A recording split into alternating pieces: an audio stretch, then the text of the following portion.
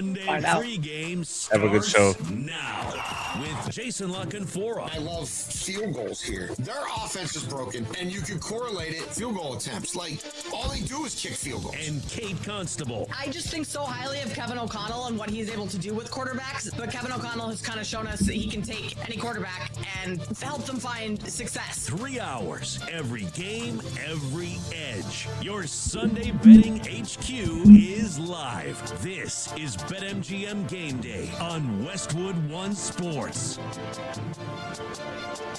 Good morning. Welcome into BetMGM Game Day. It is Championship Sunday here. AFC and NFC championships coming your way this afternoon. We have Patriots and Broncos, Rams, Seahawks, two awesome games that we're going to be breaking down over the next 3 hours here on Westwood One Sports. He's Jason Lockenfora. I'm Kate Constable. Jason, good morning. How are we today on this, what is a very chilly, cold, snowy Sunday across the country? Good morning. Snowmageddon 2026 looks pretty legit here in Baltimore. We don't get a ton of snow when we're supposed to get, any real snow accumulation. You usually start hearing about it 2 weeks before, 10 days before the storm or so. You get the steady build where you get the run on the grocery stores, which the whole eggs and toilet paper and like milk, that happened. And now the snow is happening. So it's a winter wonderland. The dogs are kind of lukewarm about it. Got a lot of shoveling ahead. But wouldn't have it any other way, Kate, I guess, What can you do? What choice do I have? Like it? Exactly. Yeah, I mean, if I said I didn't like it, well, it's not going to stop. No, So it's you just not. gotta embrace it. No, it's not. And we should be, kind of lucky that, and I mean, the fans of these teams will say, well, this isn't lucky, but like if we were playing a game today in Buffalo, they're getting so much snow, that game likely would have been canceled. I mean, even if you were playing in Chicago today, that would have been a very chilly, cold one. So the locations that we have, although Denver likely to be also very chilly, at least the snow is not postponing any games like it might have been if teams out east were playing. Speaking of those teams out east, Jason, we'll dive into the exact matchups of these two games this afternoon and some bets for them as we go on throughout the show. But off the top here, we've had a lot of news in the NFL over the last week in terms of coaching searches and coaches being hired. Mike McCarthy just last night to the Steelers being hired. Does that mean Aaron Rodgers potentially comes back? We know those two were paired together in Green Bay for quite some time, won a Super Bowl. So between Mike McCarthy, Robert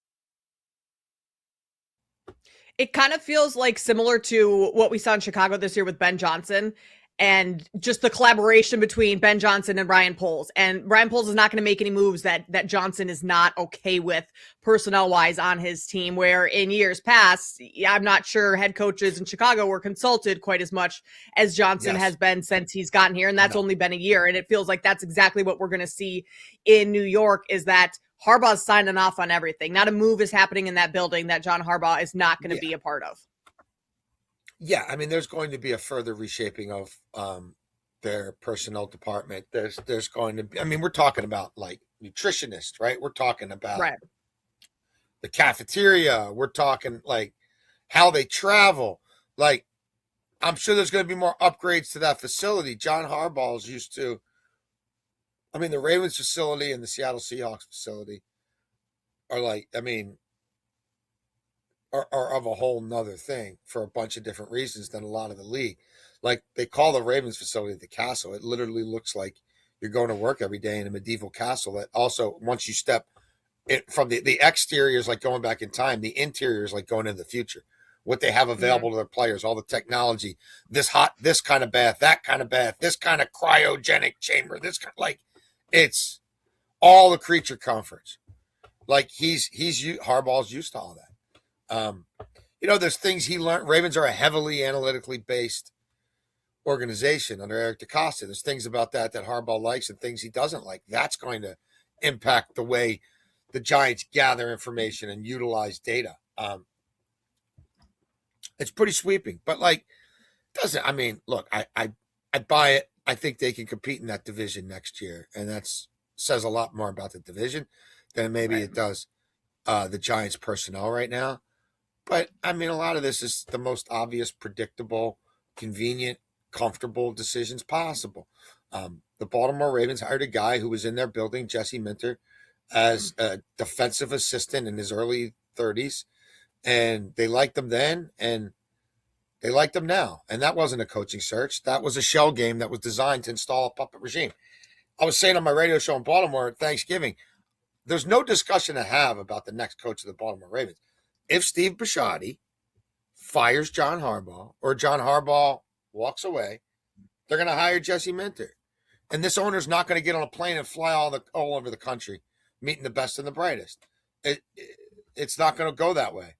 And whoever the finalists are who meet with the owner, you're going to see that it was just set up for Jesse Minter all along. And it was. And that's not even really debatable. It doesn't mean it can't work, but they didn't want to have introspection and checks and balances. They didn't want a Sean McDermott coming in there saying, hey, that 1 hour press conference you did where you blamed it all on John Harbaugh and like the 5 or 6 of his coaches you didn't like. Now, make no mistake, you didn't hate his whole staff because you're going to make Jesse Minter keep about 40% of that staff for a bunch of different reasons. But like the idea that your personnel geniuses, but it was just John Harbaugh getting away your manifest destiny of going to the Super Bowl every year. Like, we all know that's crazy, right?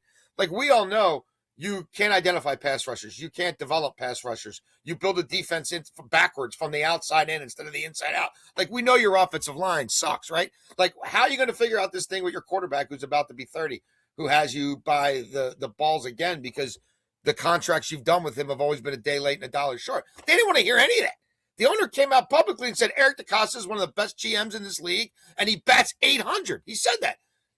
8 of every 10 decisions he makes is right, that's just gaslighting. I mean, that's from another planet. But if that's where they're coming from, then they don't want somebody coming in there ruffling their feathers. They want a product of their same flawed DNA and their same flawed culture that got them to kick one of the most distinguished coaches in NFL history out the door to bring in Jesse Minter. Again, doesn't mean it won't work, but I'm just calling it for what it is. It was an inside job. Jesse Minter was a made man. Jesse Minter better be good from week 1. They're going to sell him as Mike McDonald. We'll find out. If he brings Cliff Kingsbury as his offensive coordinator, I'm going to tell you right now, has no chance of working. Will not work. They will all be fired in less than 3 years. Look, the thing in Pittsburgh, I think very highly of that ownership group. I think very highly of that front office. But this one reeks of cronyism as well. Like, there's a lot of personal relationships between Mike McCarthy, a native of Pittsburgh, and important people in that building. And I think that carried the day. I don't think he's an inspirational hire. I don't think at this stage of his career he's like this elite leader of men. And his offense, I mean, look, could he and Aaron Rodgers win that division next year and win 9 or 10 games? Yeah, I mean, could they continue to propagate what they've been propagating? It's not out of the realm of possibility. I think we've seen the best of Mike McCarthy. You could tell me nobody wins in Dallas, and I mean that's true. Like, and his resume on paper, wins, losses, all that stuff, looks similar to Harbaugh.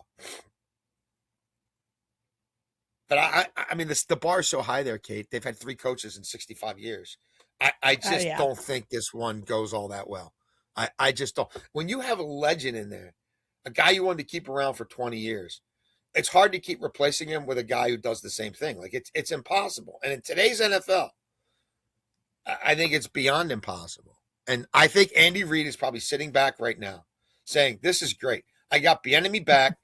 I got Nagy out of my building. You guys hired Nagy. I'm done with Nagy. I shouldn't have broke his fall the first time. I shouldn't have brought him back, right? And then he's got to be watching these coaching hires say, no one wanted to talk to Steve Spagnuolo again. Great. Nobody wants to talk to my special teams coach, Dave Togue. Awesome. I switched out Nagy for Bieniemy, and I'm watching, oh, nope, McDermott. Baltimore didn't want to interview McDermott, one of my guys in my coaching tree. That's awesome.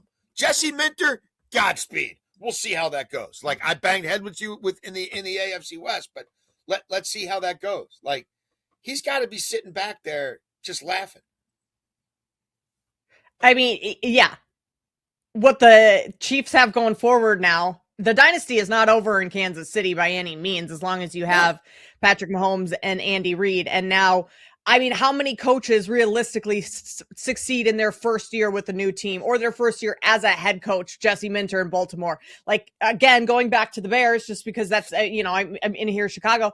Like, what happened in Chicago is not the norm for rookie head coaches. And so all of a sudden you have new coaches coming into the AFC, and I'm not sure they're going to have a ton of success in their first season. So good luck to Mike McCarthy. I know the Steelers, whether or not Aaron Rodgers is back, they've said that wasn't a ploy to keep Aaron Rodgers in Pittsburgh by bringing in Mike McCarthy because they have a good relationship, but hoping that No, I believe when they say that it wasn't, just because, I mean, who knows? Aaron Rodgers, Jason, we're going to have the exact same offseason questions, turmoil that we've had with Aaron Rodgers over the last, 3 seasons of, is he going to play? Is he not? Is he going to, he's not going to give us any information, all of that stuff. But I think the thought, whether or not this will pan out and come to fruition, is that Mike McCarthy, good at coaching quarterbacks, developing quarterbacks. If they take a quarterback in the draft this year, next year, Steelers, that's kind of the quarterback for the future with Mike McCarthy there. Again, not sure that's actually going to come to fruition. You also mentioned Doug McDermott out.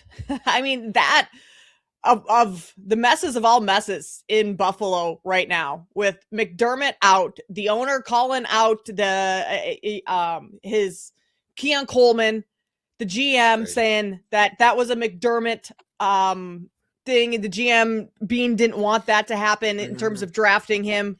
Doug McDermott is the basketball player. I always get those two mixed up. Sean McDermott, the Buffalo Bills former head coach. Like, what do we make of what's going on in Buffalo? Because coaches have been hired now. Like, the pickings are more slim, and I mean, they want to win now. That's going to be tough with what they've got going on. Yeah, I mean, look, whatever you want to talk about Mike Tomlin, John Harbaugh, and Sean McDermott's ability to win Super Bowls, right? And Tomlin did it eons ago, and Harbaugh did it eons ago, and McDermott's never done it. I mean, McDermott's won more games than anybody in the NFL the last 8 years, even Andy Reid. McDermott's got a better regular season point differential than everybody in the NFL since he came in the league, even Andy Reid, right? He scored more points and given up the fewest. He's won a playoff game 6 straight years. They kicked him out of the building like he was some mook who broke in without a key card in the first place and was impersonating an NFL head coach. They're whitewashing their personnel issues and their role in all of this. I just don't think searches and situations that are set up that way are going to work. And yes, he still has Sean Payton in his division. Yes, he still has Harbaugh in his division. And maybe Harbaugh with McDaniel, if that actually comes to pass. So, like, I'm not saying it's easy street, but you think about the people who have knocked heads with Andy Reid when it matters the most. The one who definitely should be gone, Zach Taylor, isn't gone because the owner's too cheap to fire. Like, Cincinnati's standing pat, right? Harbaugh's out. McDermott's out. Tomlin's out. Like,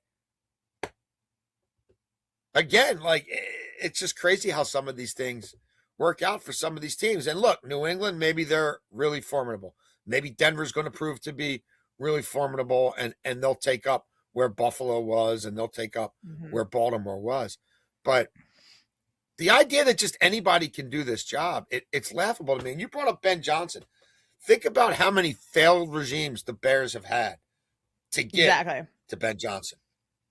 Like, decades. Just like people don't even want to talk about March. They don't even want to talk about the dude from the CFL. You know what I mean? They don't want to talk about picking the dude from the CFL over Bruce Arians. Like, they don't want to, like they don't want, we don't want to, you know, we act like it was just Nagy. I mean, it goes back forever. These owners are so bad at this. They're so inherently bad at finding these coaches. And like, the idea that McDermott hits the street and the Baltimore Ravens don't stop their puppet regime with Jesse Minter and at least spend, how about making a phone call? How about spending 6 hours with this guy who routinely kicks your ass in the playoffs about what he thinks of your organization, even if it's just a fact-finding mission, before you just hand it to Jesse Minter, who I told you in Thanksgiving, they're going to hand it to Jesse Minter. The whole league knows who's paying attention. They're going to hand it to Jesse Minter. It's the worst inside job ever. It's totally, you can see through them. You can see, if they had a football soul, you'd see right through it. They don't have one. Like, why would you not interrupt your shell game, even if it's just for optics purposes, to get an audience with Sean McDermott? Or maybe you never wanted your owner to hear what Sean McDermott might have to tell you about what's really going on in the first place. You just wanted your guy. I mean, your guy better be great. Better be great. And whatever Buffalo does, and I keep hearing Davis Mills will have a shot there. Look, if it's Dable, he's whatever. But like, that guy, you got to win. You better get to the Super Bowl with Josh Allen like right away. And the fact that Josh Allen has a role in this is ridiculous. These processes are ridiculous. The Baltimore Ravens hiring behind all players liked it too. Players play, coaches coach, owners own. Stop laundering your decisions through the media via player. These veterans liked them, and Lamar liked them. Lamar Jackson's there to play football. He has no acumen in picking head coaches. Like, this is ridiculous. Like, this league is it's the rise of the general manager and the rise of analytics.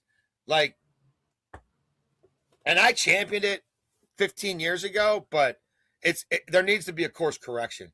There are too many people who have too much power in this league who don't deserve it, who don't know what to do with it, who haven't really earned it. And sometimes when you have, what's the saying, too many hands in the fire or whatever, like cooks in the kitchen, too many opinions is sometimes can be a bad thing. And so to have your quarterback, have your, everyone have a say in what's going to go on next in your organization, not always the right way to do things. We'll see kind of how that pans out for the Buffalo Bills going forward, because part of their reason for firing McDermott was not wasting Josh Allen's prime years and winning now. We'll see if they can win now with whomever they hire next. We will continue on next. We do have to talk, we'll touch a little bit on that Buffalo Bills coaching search, more so with Phillip Rivers. Also, Fernando Mendoza declares for the NFL draft. Will he be the surefire number one pick? We'll talk about all that next, coming up here on BetMGM Game Day. This is BetMGM Game Day on Westwood One Sports.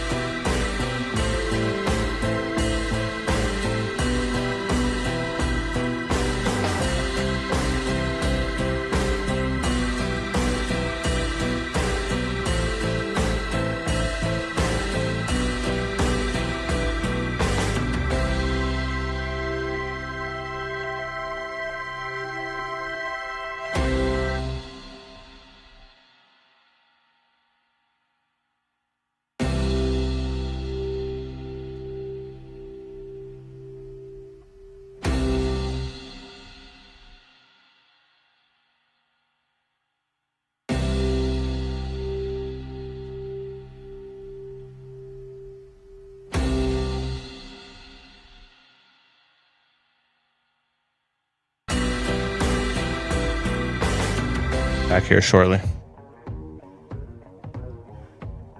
Your weekend sports conversation rolls on with BetMGM Game Day right here on Westwood One Sports.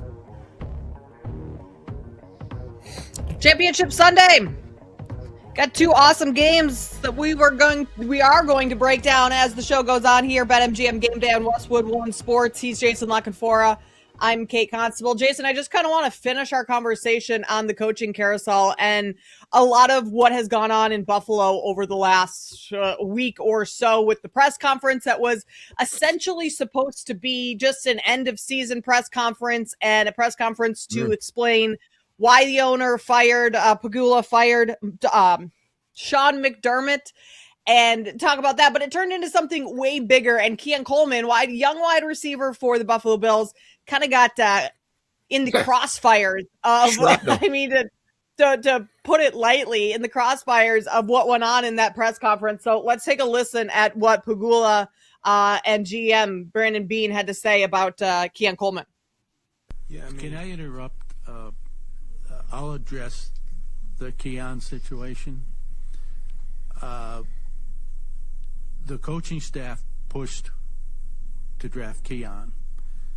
I'm not saying Brandon wouldn't have drafted him, but he wasn't his next choice.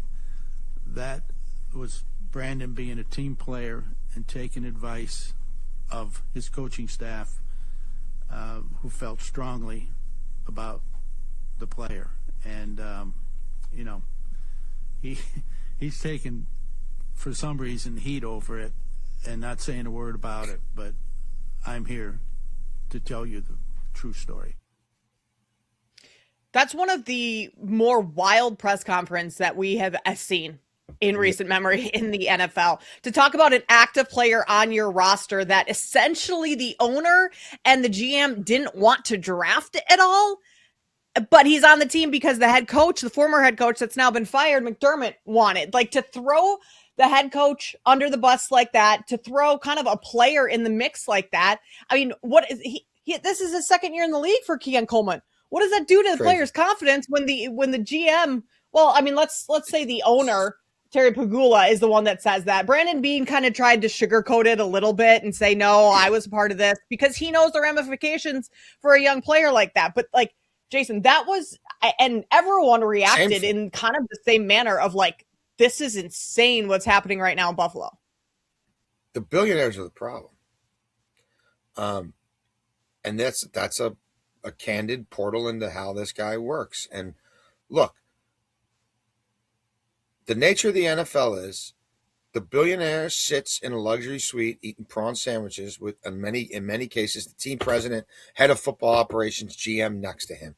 And they watch the game unfold, and the guy that they're critiquing is, and I'm no like champion of the coach. There's a lot of coaches in this league who have no business in the league. They're in the league because they got the right agent, because they got the right last name, because their daddy did something 30 years ago. But like, they sit there and they nitpick this guy, and he's actually out there in the cold on the sidelines for 3 or 4 hours trying to hold it together. And these guys always know better, and the roster was always better than that guy made it. And it's a tale as old as time.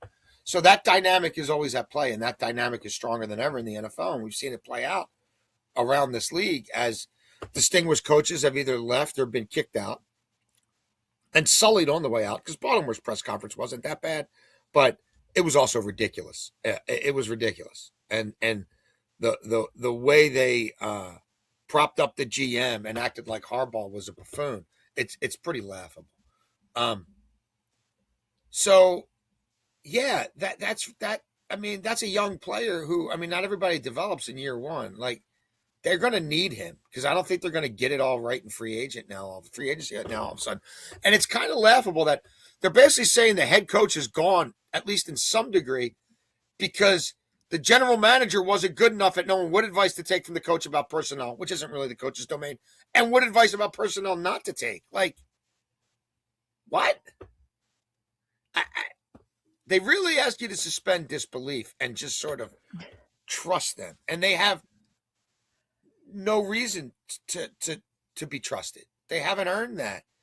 And I just find it funny that now he's trying to relitigate this one personnel decision, right? At the same time, they don't have enough conviction in the next coach to just go and do it themselves. They're including Josh Allen in it. So, like, that they're propagating the same problem that got him here. Well, Josh really liked that guy. I mean, Josh is going to be 30 soon, and we wanted to get Josh's guy. When this dude's fired in 18 months, well, hey, Right.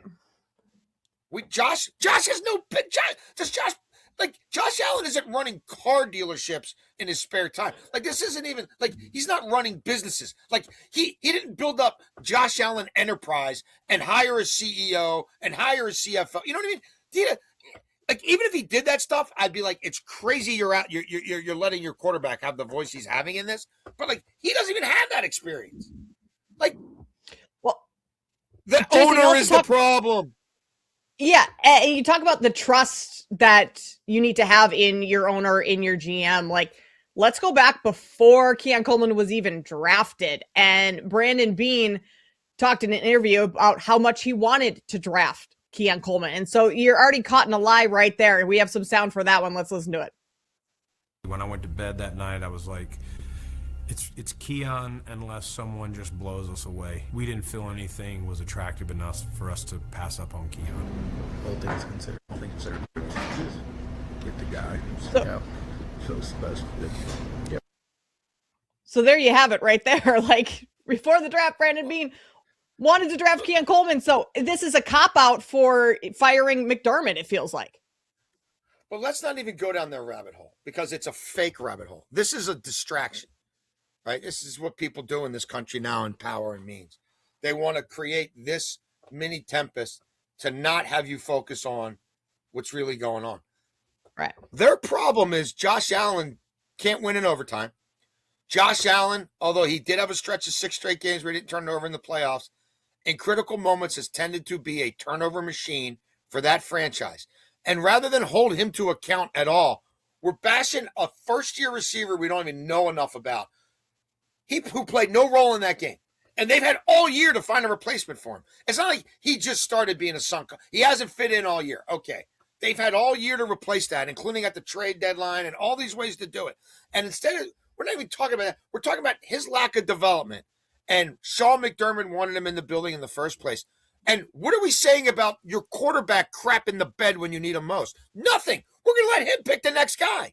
We're not even addressing some of the core issues here, which is how do we get him to be better when we need him most? He's not being held to account at all.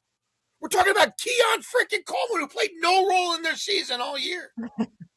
That's where the owner felt he had to jump in and direct the narrative and get the heat off Brandon Beane. Well, where's the heat on Josh Allen? Players need to be held accountable too. Who watched the game and was like, Keon Coleman's the problem? The problem is you still don't have a pass rush. You're going to blame your coach for that. The problem is you're still too light in the ass. You build your defensive line in a very unconventional way. It hasn't served you that well. The problem is, how many Pro Bowlers have you drafted in the last 5 years? Not many. I think it's 2. The problem is the owner sounds like a complete buffoon. Maybe there's a lot of stuff going on behind the scenes that he's jacking up because he couldn't get through 45 minutes with the media without sounding like a total buffoon, becoming a national story. To take it a step further, Jason, we've got deja vu here, Jeff Saturday-esque stuff going on with now Phillip Rivers coming in to interview for the head coaching job in Buffalo. Phillip Rivers coaches pee-wee football, high school football, whatever it is, middle school football right now. Phillip Rivers, just because he was a good player, a smart player, good football mind, doesn't mean he can necessarily coach, right? What happened with Jeff Saturday in Indianapolis? Not a whole lot. It was a one and done there, and a big mistake and you set your organization back a year, right? Is that what the Bills are looking for, or are they just kind of doing one of those things that is, I think, smart amongst organizations? As you bring other different people in, you pick their brains, you get some ideas from them without any intention of hiring them. I feel like there's actually intention of hiring. Well, look, I don't Phillip mind Rivers going outside the box, and maybe you meet with Phillip Rivers. He built Josh Allen because obviously Josh Allen be involved in that interview. I mean, Sounds like Josh Allen right now is the third most important football operative in that building, even though, as far as I can tell, he's paid to be a quarterback and not the assistant GM, but whatever. Maybe you could bring him in as a quarterback coach. Maybe you could bring him in as an offensive coordinator. So, like, I'm not going to get too freaked out about that yet. And go ahead and use this time to be creative. But it should be staggering to people that, like, it takes a village for teams to fall short of expectations and teams to reach a point where a guy who's been the winningest coach in the league over the last, 8 years, and a guy who, Harbaugh's tenure, and now Tomlin walked away. It's a little different, but like Harbaugh, how many guys are going to coach in one place in 16 years? Like, how many guys in the next 50 years of the NFL are going to go from special teams coach to 1 year secondary coach to coaching the Baltimore Ravens for 16, 17 years and going to the playoffs 12 times or whatever? Like, it's not going to happen again. And the idea that you got one owner saying the coach is responsible for personnel decisions that went wrong and not the GM. And you got another owner saying, now that Harbaugh's out of the building, all of DeCosta's great moves, because 8 of every 10 he makes are successful. He said that. Like, now our culture and our DNA and our personnel is going to thrive. I mean, it's ridiculous. And these were natural times to reboot your entire organization. Point blank. That's what I think a rational decision maker would have done. But that's not what's happening here. And to me, that immediately is going to have future ramifications. If the process is flawed, if the reboot is flawed, it's going to be even that much harder for the end result to work. And again, I just think the big winner so far, the first month of the NFL offseason, is Andy Reid, because there is no running away from the pack. It's really shameful what we've had to endure coming out of the mouths of these billionaires and their decisions and the way that these coaching searches are going. It's pretty ridiculous. Also, especially because a lot of these coaching searches are all within the AFC. So that makes the Chiefs. That's where the established coaches are gone. McDermott's gone. It's that much easier. Yep. Maybe he resurfaces in the AFC. I doubt it. Harbaugh's not coming back to the AFC. Tomlin's not coming back to the AFC. No. And does McDermott even coach again this next, does he get hired for this next coaching cycle? You have the 4 teams left. Buffalo, he's not going back to Buffalo. Cleveland, yuck. Raiders and Cardinals. There aren't that many spots to go to. Well, I wouldn't be shocked at all if McDermott. Yeah. Right, exactly. Just sits out. Yeah. Baltimore. But not those. I was similar to Tomlin. Tomlin's going to sit out this year, and maybe something more attractive will come up next year. We will have to wait and see. We're going to play a little game of Would You Rather coming up on the other side. Then we start diving into the AFC and NFC championship games coming up your way here on BetMGM Game Day. BetMGM Game Day. The action starts here. Westwood One Sports.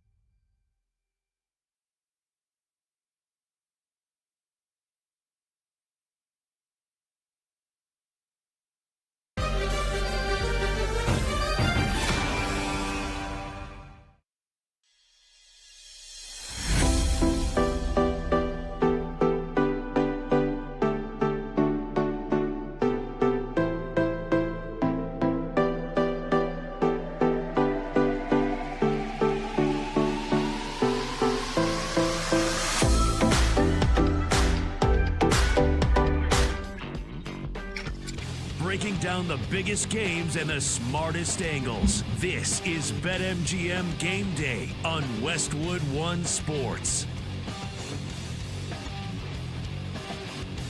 Our thoughts on the AFC and NFC championship, rather, coming your way here shortly as we continue on BetMGM Game Day. Jason Lockenfor, Kate Constable here with you for the next couple of hours. We're going to, before we get into these games, play a little game of Would You Rather. And to do so, we bring in our executive producer, Brandon Combs. Brandon, good morning. You were muted. Good morning, Brandon. Kate. Good morning, JLC. Look, rookie move. Yeah, right. I was muted on my end. We're what? Championship week of the season? Good. Yeah. It's like the first time I've ever used my soundboard in my life. Let's play a little game of Would You Rather. I'm gonna give you guys some scenarios.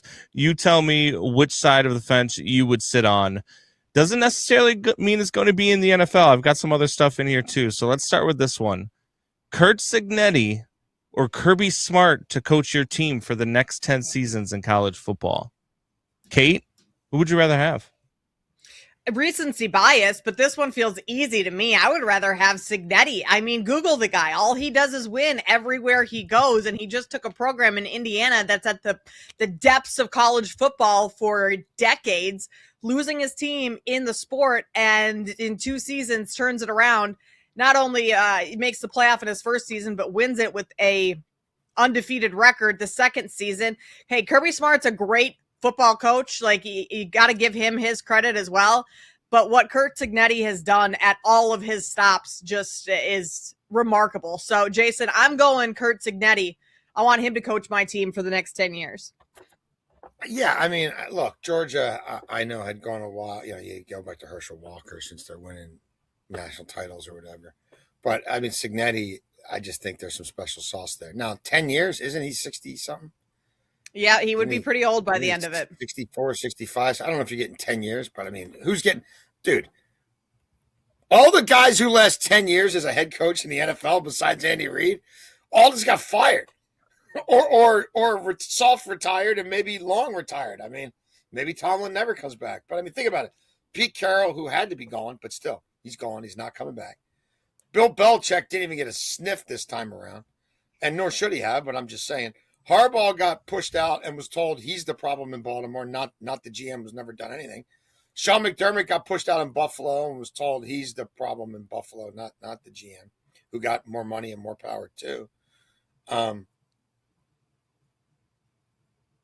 mean, who am I missing? You got him.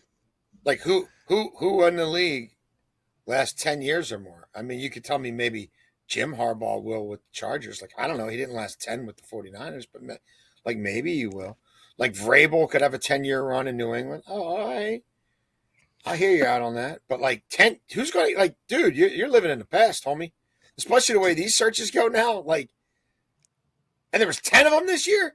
Like, what are the odds that of these 10 even – I don't know. Do 4 of them get second contracts with their teams? It's probably more like 2 or 3 actually get a second contract with these teams. It's a hypothetical, JLC. JLC's like that guy you take to a movie with you, and he's like, who jumps a car out the 10th story window into another building? Like, we know it's not realistic, but it was a question. 10 is a lot. I mean, 10 is a lot. Gruden, all right. Gruden didn't last 5 coming back. You know what I mean? I'm talking about dudes who've done stuff. Like dudes who did last 10 years somewhere. 10 years. It's just a hypothetical. All right, let's move forward. Who would you rather see match up in this year's Super Bowl? The Broncos versus the Rams or the Patriots versus the Seahawks? What's the better matchup, JLC? Broncos, Rams, or Patriots, Seahawks? I mean, my wallet wants the Rams in the Super Bowl, so I don't know. Like, I can't root against it, so I'm going to go with the scenario that gets the Rams to the Super Bowl, because then I have a chance for the Rams to win the Super Bowl, which would be good. I'd like that outcome. That'd be a good outcome for me. And above and beyond any other mook, I root for me first. So I'm going to go with that. I'm going to go with that proposition. I think that's a good proposition, Jason. I'm going to go also with Broncos Rams. Like, it would be great to see Matthew Stafford complete the season he has by finishing on top, especially if he goes on to win MVP this year. And then the Broncos, just the storylines with Stidham coming in and Bo Nix being out, like, great storylines right there. So I'm going Broncos and Rams as well. Patriots and Seahawks. I think we get a lot of defense in that game, maybe a lower scoring, kind of grind it out type of thing. But Broncos Rams would be my pick. Yeah, absolutely. Look, I think that these matchups are kind of wild when you think about it. If I had told you in August, and answer me this question too, if I had told you in August, Kate, that Indiana was going to win the national championship, and a week later we could have Sam Darnold versus Jarrett Stidham in the Super Bowl, what would you have said? I would have said, I don't believe you. You're on drugs. This is not happening. Yeah. No That's shot. pretty much probably would have been a response from everybody. Would have been the response from everybody. What are you smoking? All right. Yep. Yeah, exactly. All right, guys. Who do we have more faith in to turn it around in the next 3 seasons? The Raiders or the Jets? JLC? I mean, I'll say the Raiders just because they're getting a crack. I don't know about it. Like, we'll have to see about the quarterback, but I mean, it's worth the crack. It's Tom Brady doing this twice in 2 years because the Carroll thing was such a failure. So learning from that experience. I mean, I know this much. Brady and the GM are aligned in Vegas. They're boys. They go back to their dormitory days in Ann Arbor. You know, there's always toxicity in New York. So, I mean, I will give the slightest lean to the Raiders, but I have no – I mean, I definitely ain't saying the Jets. I'll put it to you that way. You can tell me they relocate the Saskatchewan Roughriders to the NFL, and you tell me who's got a better shot of getting the playoffs in the next 5 years. I'm going to say Saskatchewan relocated Roughriders over the New York Football Jets.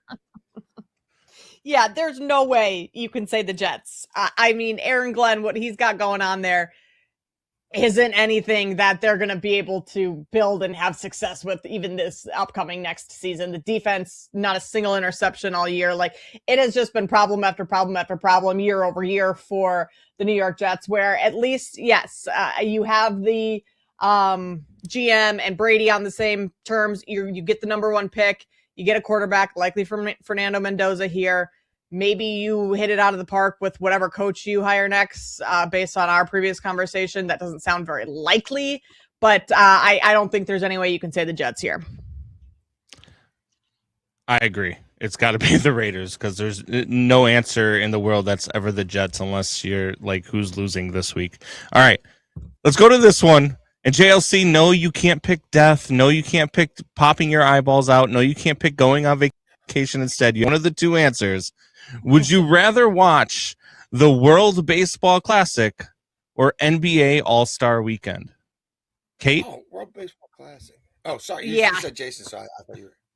No, I mean, I think Jason and I will both agree on this. World Baseball Classic. There's a lot that I would prefer to watch over NBA All-Star Weekend. And the World Baseball Classic is phenomenal. And that's coming from someone who's not the biggest baseball fan to begin with. I was locked in on the World Baseball Classic. So, Jason, yes, 1,000%. I think we're in agreement on that one. Dude, the environments, like, this matters. I mean, it matters in the U.S. some, but I mean, like, the Dominican and Puerto Rico, and it's got like the soccer vibes and the like, everybody's banging drums and chanting and blowing vuvuzelas. It's like a World Cup atmosphere. The players are into it. It's high quality baseball. It's not just a glorified skills competition. Although, like, McClung's got to be in this thing, right? And I will every year I bet McClung to win the. Now, the odds keep getting worse every year, but like, there's nobody. You give me McClung versus the field in the slam dunk, I'm taking McClung every time. I mean, he might like zip line down like I could see him being like a mascot and getting on a zip line with a basketball under his hand and zip lining down, jumping off the zip line, slamming it, and like landing on a mat. Yeah, he's into it. He's not the only one that's into it. It's this whole cottage industry. He prepares 364 days a year for that big day. Yeah. And he has won quite a bit of money doing that. I mean, if I had his NBA career, which is not much of a career, I would also be preparing heavily for the dunk contest if I knew I could win it every year. All right, it is time that we break down these championship games. Patriots, Broncos, we'll start there when we get back. This is BetMGM Game Day on Westwood One Sports. This is BetMGM Game Day on Westwood One Sports.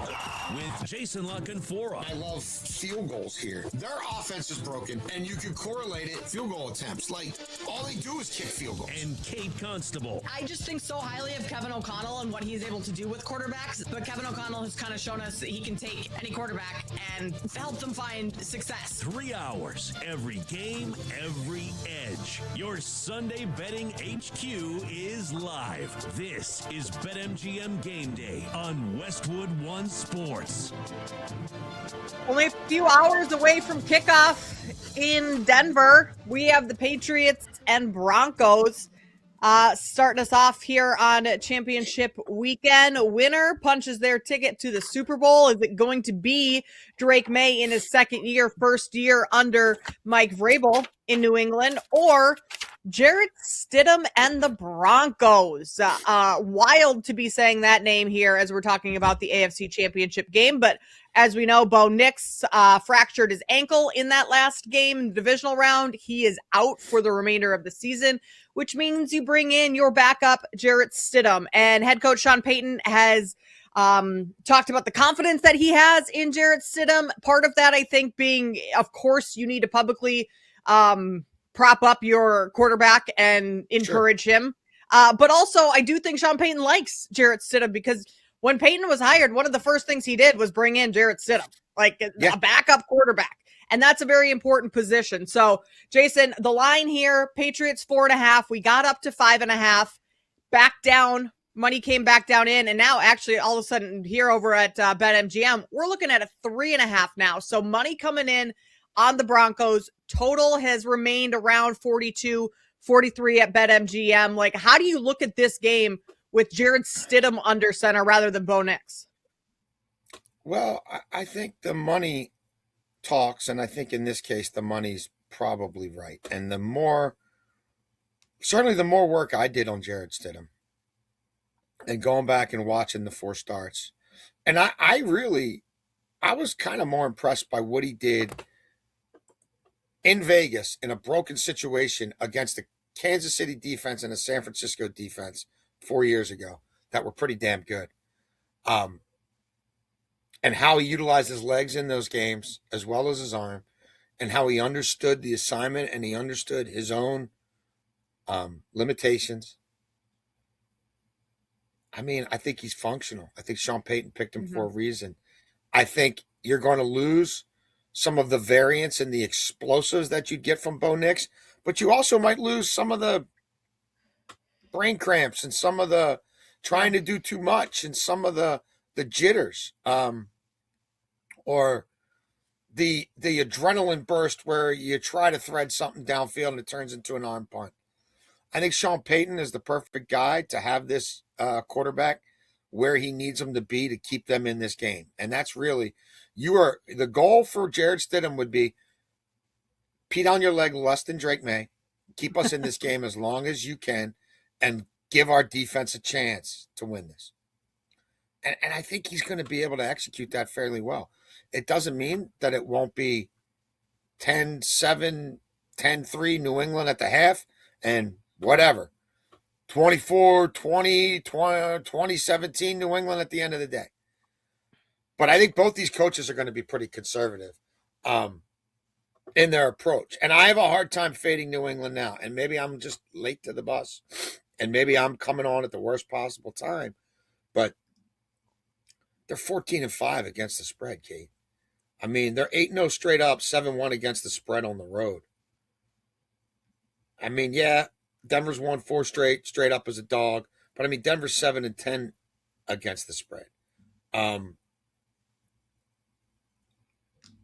I don't love what I've seen of Drake May. And it's not even a knock on Drake May. He's a 22-year-old kid in the playoffs for the first time. But I think what's been obscured here is because C.J. Stroud was so generationally bad. And then the other AFC game, there's 2 press conferences. There's one celebrating the win, and then there's the one 5 minutes later with, oh, by the way, Bo Nix broke his ankle. So it's Stidham time. And so there's that. Like, I don't think enough people have really looked at Drake May getting to play with a lead, Drake May having game script go to a point where everything really should have been lined up for him just to be a game manager, and he wasn't even a good game manager. I mean, he's put these five turnovers, all these fumbles, and now he's got to go on the road in altitude against a big boy defense that knows without Bo Nix, as a defensive unit, we've got to be even more focused and more stuck in. Mm-hmm. As someone who's on the Patriots a lot of different ways, my biggest concern is actually Drake May. And as much as I'm backing the Patriots, I'm fading Drake May in a bunch of different ways in this game. Jason, 2 playoff games. He's been sacked 10 times, 6 fumbles, pressured on 37% of his dropbacks, and now you have Nick Bonito, the rookie tackle, going after him. Looks like a turnstile. Yeah. And he's going against a team that said, for the Patriots. Yeah. Yes. You think of all the great Denver defenses over the years, Orange Crush, blah, blah, blah. It's the best pass rush in the history of the Denver Broncos. Yeah, and May gets hit a lot, and now he's on the road. It's just different now. When he's being run down, it's not silent as a church pew. It's 75,000 people going nuts against you. I do think that's a factor. It's part of the reason I think it's probably an uglier under type game. And then you've got to look at the head coach. Sean Payton knows what Stidham can do and can't do. And he's going to have strict guardrails on. And Vrabel, he knows that Drake May didn't look the part in the playoffs. He knows the playoffs are a different beast. He knows that Denver's offensive line is really good and Bo Nix never got pressured. And this ain't a New England pass rush that's going to get off here. So I think it's a conservative approach all the way around. Sean Payton refused to go 3 yards in a cloud of dust against a bad Buffalo run defense for whatever reasons. And maybe he refuses to do it here against, a defense that's certainly been pretty good in the playoffs. But I do think he stays a little more balanced. I think R.J. Harvey catches a ton of balls today. I think Evan Ingram catches a ton of balls today. I think there will be funnels to the running backs and funnels to the tight ends inherent in how Sean Payton calls this game. I think there'll be a keep it simple, stupid philosophy that's really going to be in the back of Josh McDaniels' mind, the back of Sean Payton's mind this entire game. I do think, but it's also a tough ask for Stidham. You don't see this happen in the history of this league very often, even if the game's at home. So, I mean, Denver and championship games at home, it's usually a recipe for success. But I do think New England wins this game, but I think it's kind of ugly and I think it's kind of weird. I would have taken the Broncos at 4.5. Now that this is down to 3.5, that's getting a little too close for me. But you're right. Sean Payton is one of the best coaches that we've seen over the last couple of decades. He knows what Jarrett Stidham can handle, and I don't think he's putting the game in the hands of Jarrett Stidham. He's going to ask him to move the ball downfield, take care of every possession, don't turn the ball over, and, you go to some other players for those big-time moments or big-time plays. And we could see just a lot of field goals in this one, Jason. Will Lutz, over 1.5 field goals. It's juicy, minus 140 some. Find something to pair that with for a little SGP. I think that's where we're going here today versus Stidham, actually playing lights out and wowing everyone. His passing prop has moved up. It was 200 and a half. So then the hook earlier in the week, we're up to 208. He's thrown for at least 200 yards in every one of his starts. There's only 4 of them going back a couple seasons. Yeah. But he can move the ball downfield. So you move the ball downfield. Maybe you're not going for it on critical 4th downs. Maybe you're not as aggressive in the red zone as you would have been with Bo Nix, but you settle for a couple field goals and you keep yourself in the ball game. That's how I see this one going, because the Patriots defense has gotten significantly better in the red zone over the past couple of weeks. And you just, as long as Stidham and company doesn't try and get too cute with anything, I think the Broncos can keep this one close. Yeah, I think the defenses will carry the day. The history of this league tells you. If Drake May gets to the Super Bowl, the last person to get to the Super Bowl at this point in their career was Dan Marino. It's been a minute. Now, on the other side, if Stidham gets there and you win 2 playoff games with 2 different quarterbacks, right, to get to the Super Bowl. Now we're talking like Earl Morrall back with the Baltimore Colts when Johnny U was hurt. And you got obviously Frank Reich, right, coming in for Jim Kelly in 91 or 92 or whatever, and having the ridiculous comeback against the Oilers. Those are outliers. I think both quarterbacks run in this game. I love Stidham over 4.5 carries. I've played Drake May for good plus money at over 10 rushing attempts. I mean, he ran 10 times against Baltimore. Like, I can't imagine that the design draws and all the stuff I expected last week that they didn't really have to do because C.J. Stroud just kept turning the ball over every possession. I have to think they run more plays as an offense, and I have to think he runs the ball more. I don't think traditional run plays are going to carry the day against this defense on the road. I also don't think Vrabel wants McDaniels to have this kid throwing the ball 35 times to the likes of Stephon Diggs, and Hunter Henry. I think he runs for 50 yards or more. I think he runs 10 times or more. I think he has a 20-yard rush in him. On the other side, like Stidham, you go back and look at a couple of those starts, he's running 7 times for 40 yards, 7 times for 37. Like, I think Stidham has 2 carries in this game that go for like 10, 11 yards, and he ends up north of 30 yards. And I think he ends up with 5 carries. Now, 2 of them, it could be 3-3 at the half, and they've got the ball, and they're at their own 12.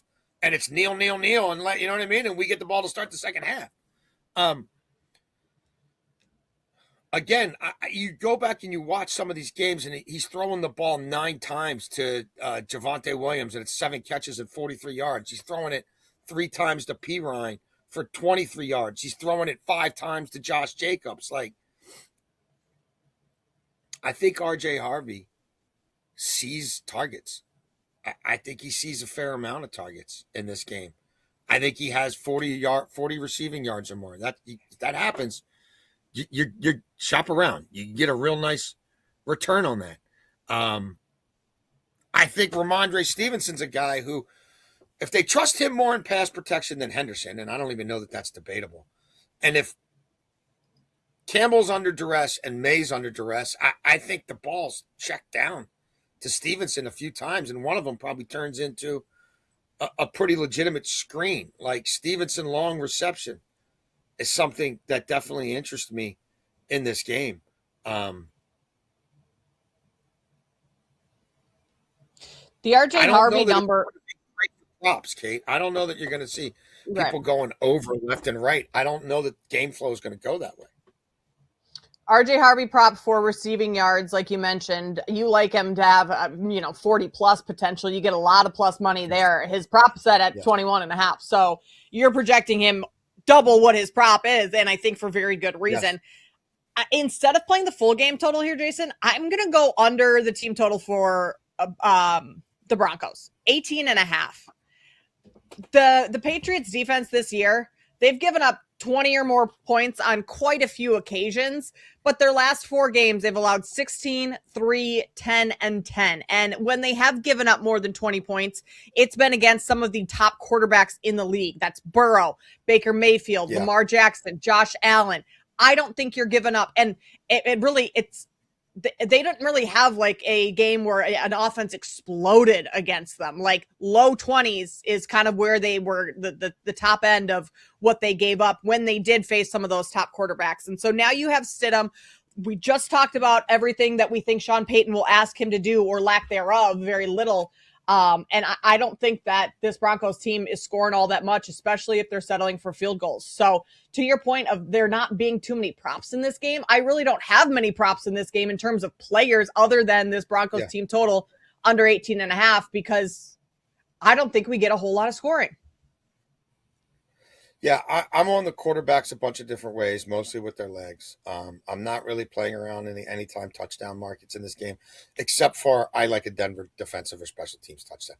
I mean, Drake made the ball security is a real thing. Like, and now going on the road, and that defense is going to hunt the ball. They're going to be shown everything he's gotten away with the last 2 weeks. They're going to know they need to steal possessions because it is a backup quarterback who hasn't thrown a meaningful pass for them all season long. And one of those could be scooped and scored. It's an athletic defense. It's a defense that's going to be told all week by Vance Joseph, hey, man, we could score more Yes, you touchdowns are. in this game than Drake May, right? That's who we are. Like, we could score a touchdown, and he might not get one. And he doesn't have a go-to wide receiver, and I don't see dudes on that roster who absolutely can just rip 50-50 balls away. And this is this first road playoff game. And to have it come in a championship game, I just think there's a potential for a meltdown. Denver defense, anytime touchdown, 7-1. New England's defense, 6-1 for a defensive special teams touchdown. Interesting. Jason, depending on which team wins, who do you think? And I know this is hard to project because we don't know who's coming out of the NFC, but like making it to the Super Bowl, you give the Patriots a little bit more of an edge to compete in the Super Bowl than the Broncos because of the Stidham factor. I mean, you have to. I mean, if Drake May survives this game, even if it doesn't look great, he's got 2 weeks to prepare. It's a neutral site. Like, he's got athletic gifts, and he's got his ability to have deep ball accuracy. It far surpasses what they'd have to do with Stidham.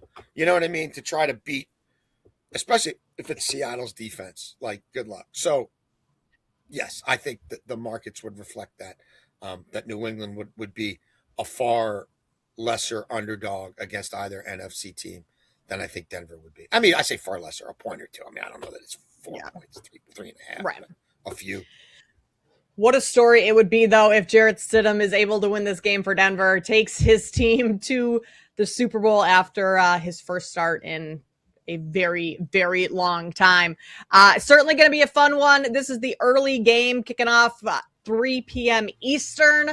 Coming up on the other side, though, we have the NFC to talk about. Rams, Seahawks. These two teams have played each other extremely close in their 2 meetings this season. We'll tell you who we think comes out on top next. You're listening to BetMGM Game Day with Kate Constable and Jason Leckenfora. This is BetMGM Game Day, only on Westwood One Sports.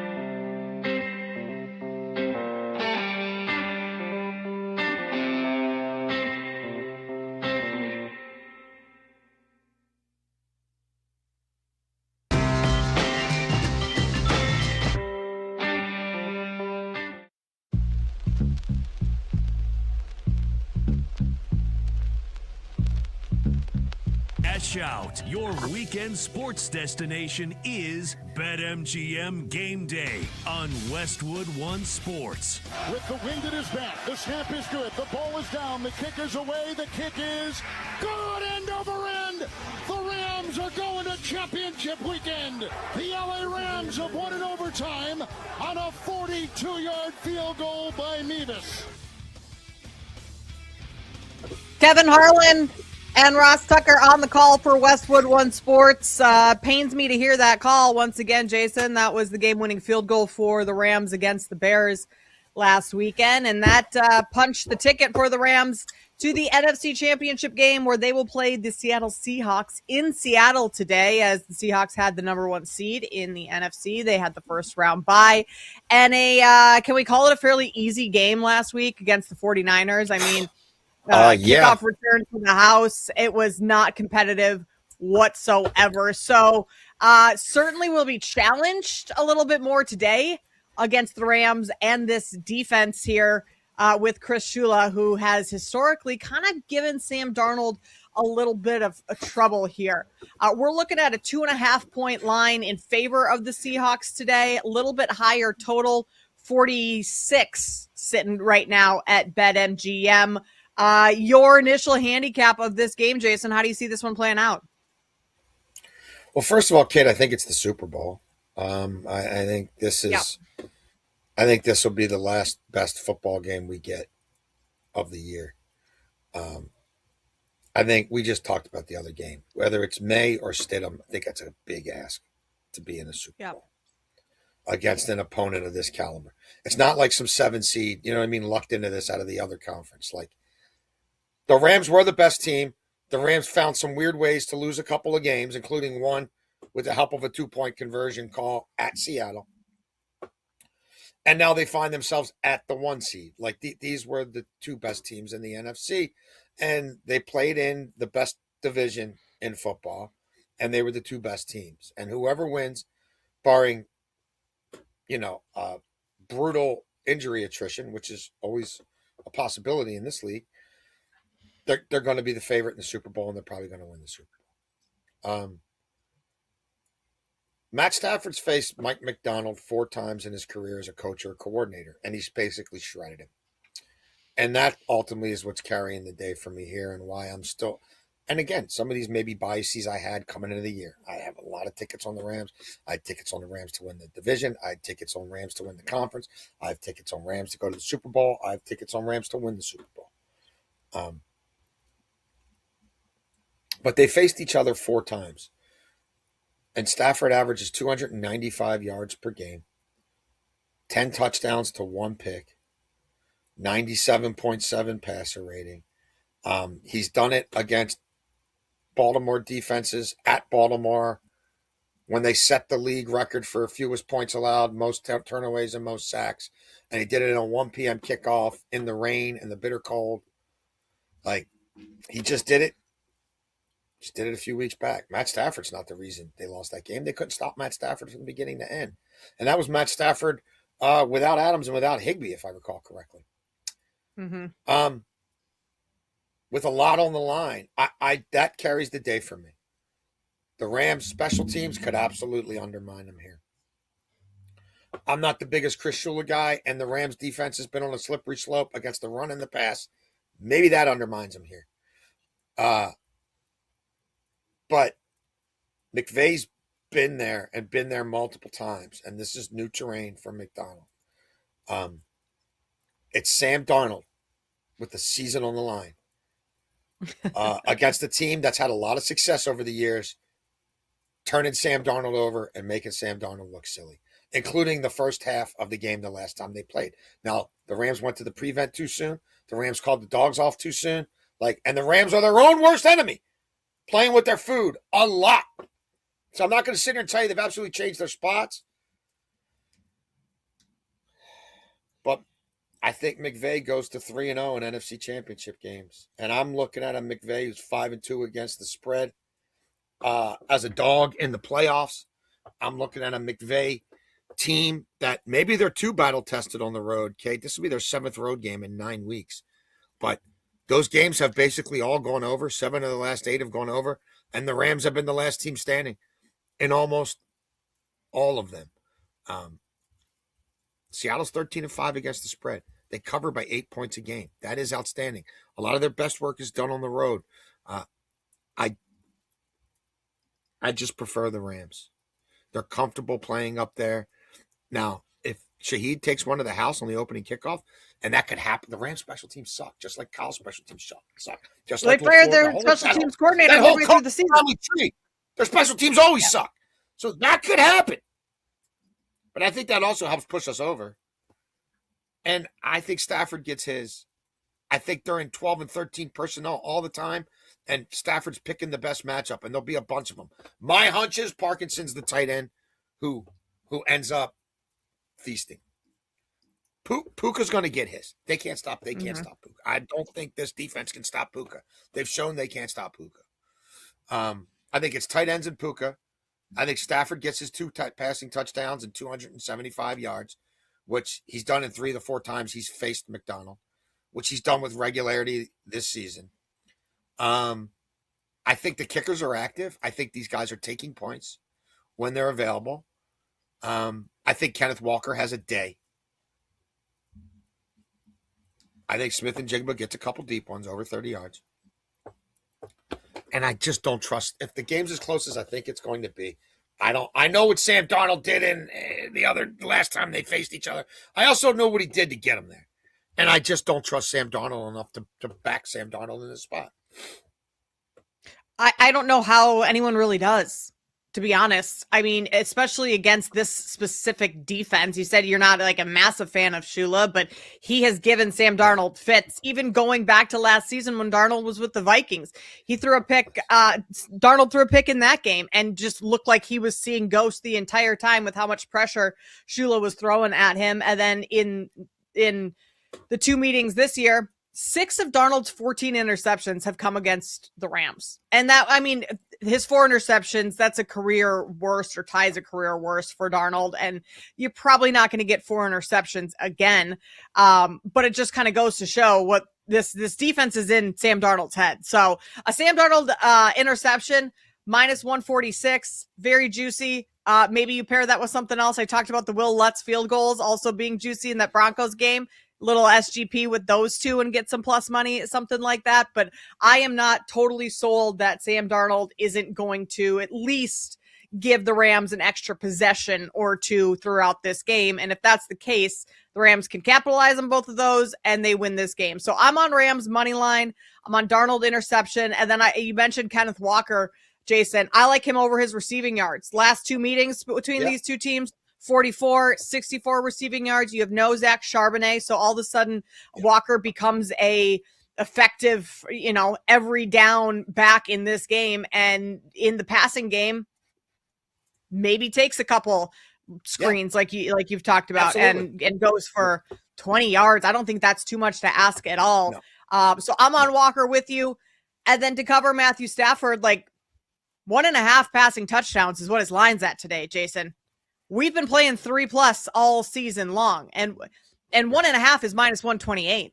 2.5 throughout the season was usually minus 128, something like that. So I think you could take Stafford to have 3+ touchdowns. He's thrown for 10 times this year, finished the season with only 1 game where he had 1 or fewer touchdowns.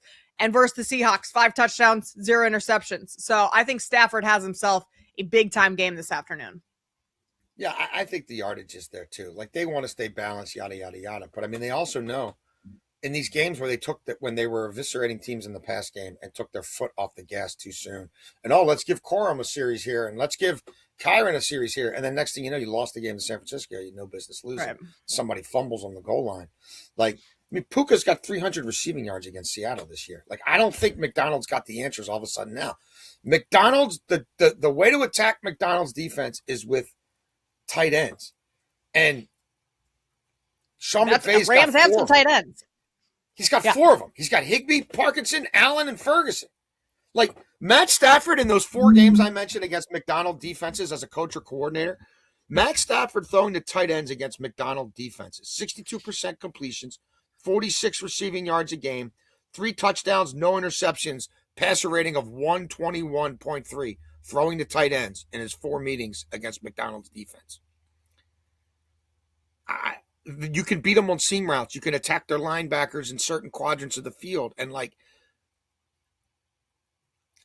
I just don't think it's a great matchup for that defense. And so I also don't think, unless the finger thing with Stafford becomes, he hits it on somebody's helmet again or whatever, I don't think Sean, I think Sean, especially after the way he lost the last time, it's going to be like, I got to hang 40 on these dudes to be comfortable. Yeah. Like, and that's tough against that defense, but I think that's probably where his mindset is. And look, LA's run defense, you mentioned Walker, last 5 weeks, Rams have allowed 712 rushing yards on 134 carries with 6 rushing touchdowns. It's 5.3 per attempt.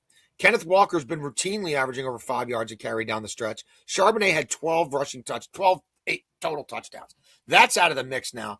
Like, I played Walker anytime touchdown because it could be receiving with 70 receiving yards. With 70 rushing yards. I do think he gets at least 20 receiving yards. I'm absolutely with you there. I think Smith and Jigba goes over the 28.5 long reception. I like Parkinson to have a reception of 20 yards or more in this game. I like Parkinson to have 40 or more receiving yards in this game. And I say all that. What about JSN? I don't know about volume. Like, you talked about Darnold interceptions and what to pair it with. I might pair it with under on attempts or under on completions. And then Oblique is still, he threw the ball 17 times in that game. Like, he had 12 completions and they blew a team out. Like, I don't think they want him throwing it a ton. He's been a problem in the red zone. Like, I don't think they want to risk that. I think they want to can we get an explosive or 2 to Barner? Can we get 2 or 3 explosives to Smith and Jigba? Like, so I don't know that Smith and Jigba gets 12 targets in this one. Like, I mean, maybe the game goes completely haywire, but I just like the long reception. He hasn't had one over 20 in 3 weeks. He's overdue. And he's been a problem for the Rams. Even when they held him down for half a game, they couldn't hold him down for the whole game. He's also a guy who could catch a 12-yard pass and then scamper for 30. It doesn't even have to be a deep shot. Right. One that I've been looking at throughout the week is Stafford's pass attempts, Jason. Like you mentioned, the Seahawks not really wanting Sam Darnold to have to throw all that much, especially with that oblique. Stafford's passing attempts is 35.5. Is there any, like, should I be concerned at all if I'm looking at the over for that Sean McVay coming out of that game against the Bears last week said he called the game poorly and they didn't utilize their run game all that much in that game against the Bears. It was the passing game. It was Stafford having the ball in his hands. And I don't know why you really want it any other way when you have Matthew Stafford as your quarterback. Like, put the ball in your veteran quarterback's hands and let him decide this game. But because of all the talk that McVay had about kind of calling a poor game in Chicago, should that make me nervous at all that Stafford isn't going to go over 35.5 passing attempts or have that type of volume through the air? I think he can throw he's proven he can throw for 300 yards on this defense with 27 attempts, 20 for 27. I think the explosives to the tight ends, the explosives to Puka.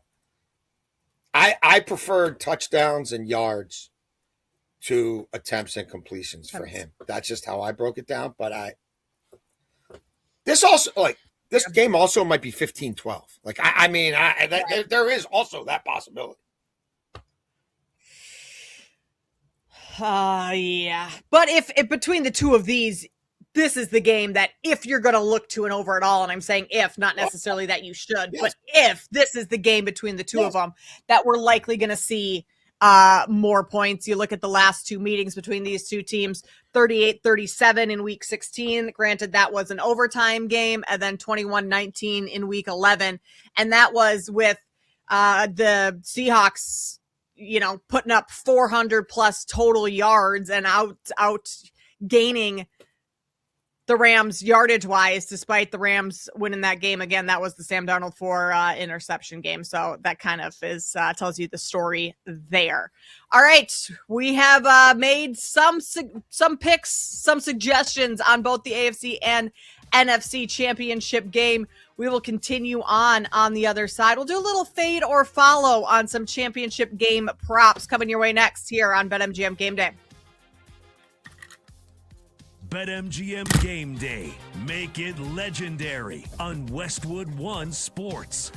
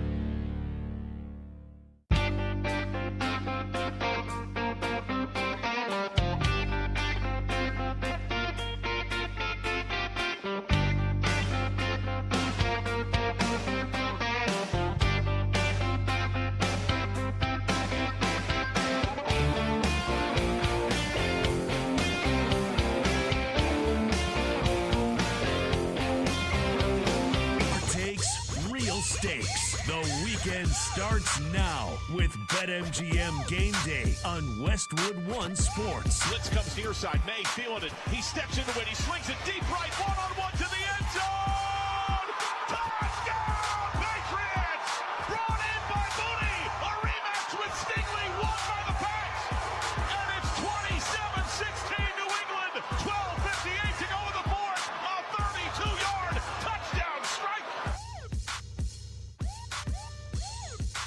Drake May to Keyshawn Booty touchdown against the Houston Texans. Kate Constable, Jason Lockenfora here with you on BetMGM Game Day. Got about an hour and 20 left in the show today. So here's a little rundown of what you can expect over that time. We'll play a little fade or follow right now. Should be called fade or fade because all we do is just fade our executive producer, Brandon. And then coming up in about 20 minutes, we have Sean Droder, who covers the Denver Broncos for Mile High Sports Today, or host of Mile High Sports Today, rather. He's going to join us and give us some insight into that game. We'll pick our same game parlay that we do every week, and then we'll get you out of here with our best bet. So a lot coming your way over the next hour and 20 minutes here on Westwood One Sports. Brandon, we'll start things off here. A little fade or follow. You throw a couple of these at us, and we'll tell you whether or not we're going to fade you or follow you on these props.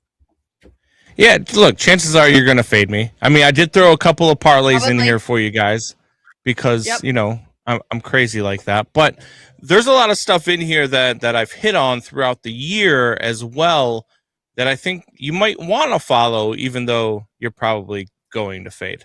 All right, so let's start off in the AFC title game. I like Jarrett Stidham a lot today. Jarrett Stidham, 250-plus passing yards, is plus 260. Fade or follow? Ooh. Jason, you start us off. Okay, you want the honors? Yeah, I'll go. I'm going to say I'm going to follow you on this one, Jason. We've seen his prop number creep up a little bit, granted, moving from 200 yards to 208 yards. So this 250 is quite a bit. But I also think the line movement in favor of the Broncos is indicative of people having some confidence in Jarrett Stidham today. And we know that Sean Payton has a lot of confidence in him. We know that he's not going to ask him to do too much, but he can move the ball downfield. 250 passing yards, gonna be a high bar for him to clear. But when you're looking at a plus 260 number, I think I will follow you with Jarrett Stidham and back he's not a first time starter, but the quarterback coming in here late in the season. I mean, part of this is that I'm on so much other stuff with Stidham, and this is one I couldn't get home on. Like I thought about playing him over 225. I thought about playing him over 200, but like,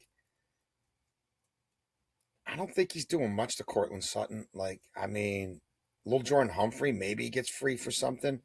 I think it's going to be more volume over explosives. Like, I like attempts. Like, I really like I played it early in the week over 18.5. It's up to pretty much 20.5 everywhere. But MGM has it priced the best, minus 130, 20.5 completions. I like that. I like him to throw for a touchdown and throw for a pick. I parlay that together. I told you, I love him over 4.5 rushing attempts. I love him over 20 or more rushing yards. I've messed with him at 30 or more rushing yards.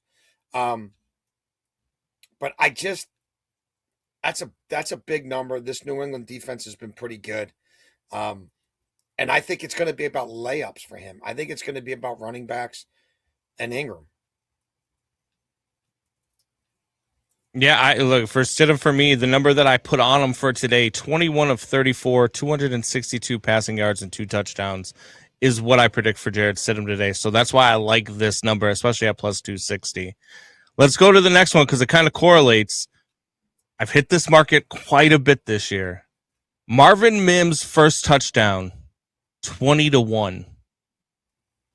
Fade or follow, Jason? I don't hate it. It's probably going to be something like that.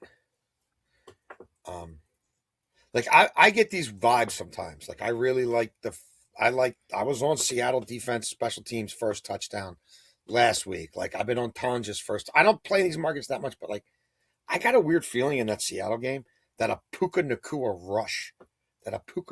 rush is the first score in that game. Just this one, if I had to throw $10 on something, it would. I wonder about Drake May jittery early in this game, and it doesn't even have to be a pick. It could be a fumble that gets returned to the house. Like, if I had to, and I don't have a first touchdown play in this game. If I had to make one, I would take Denver's defense or special teams. But I don't mind that. I don't mind Mims. It could be Sean loves gadget plays, quirk plays. Like, he trusts this guy. It could be run, it could be pass. I don't hate it. 1 touchdown all season. Came last week against the Bills. The reason I like this is because, Brandon, I know you're good at these first touchdown bets. So I'm only following this because of your history and your record with first touchdown bets. Because unlike Jason, I don't have a sixth sense of what's happening early on in there, or at least who's finding the end zone early on in games. I was on, or Devontae Walker, well, they call him Des around here. Devontae Walker, I was on that first touchdown in the Steelers-Ravens game. I'm just saying, all of a sudden, lately, this ish has been coming to me. If you could specifically play Puka rushing touchdown, which I don't think you can find it, but like maybe I think it's a rushing touchdown. That would give you better number than just the first touchdown overall. If you can fit rushing touchdown, I'm not sure. Maybe it's other specials. Go and look in the specials. Yeah. Sometimes there's weird stuff in there. We had that conversation the other day on first touchdown. If you could get first touchdown rushing, first touchdown receiving, what the odds would be like. Like Marvin Mims is 20-1, but what would it be 20-1 for a rushing touchdown? What would that number be? It'd be interesting. Let's go to the other game. Matthew Stafford, 300 plus passing yards, and I can't believe that this is the number at 300 plus for Stafford, plus 225. Fade or follow, Kate? Yeah, this is a no-brainer. I mean, what's going on today, Brandon? I'm following all of your bets so far. That's usually not the case. But this is a no-brainer. Matthew Stafford, big-time moment, big-time game. The ball's going to be in his hands. 300 yards is light work for Matthew Stafford. So, Jason, I mean, I know that we are both on Stafford today just to have a successful afternoon. I think 300 is very doable. And you're right, Brandon, this is kind of a crazy price. I like it. I like it a lot. I don't think it's out of the realm of possibility whatsoever. Unless he turns it over a bunch or unless they fumble it a bunch. If they get a normal number of possessions that last 4 plays, 5 plays or more, I think he's done for 300 yards. All right. We've had a lot of follows. Let's see if I can keep you guys with me because I'm going to go to a parlay here. Running back anytime touchdown parlay that I have, Kenneth Walker III, Kyron Williams, R.J. Harvey, and Ramondre Stevenson all to find the end zone is plus 1335.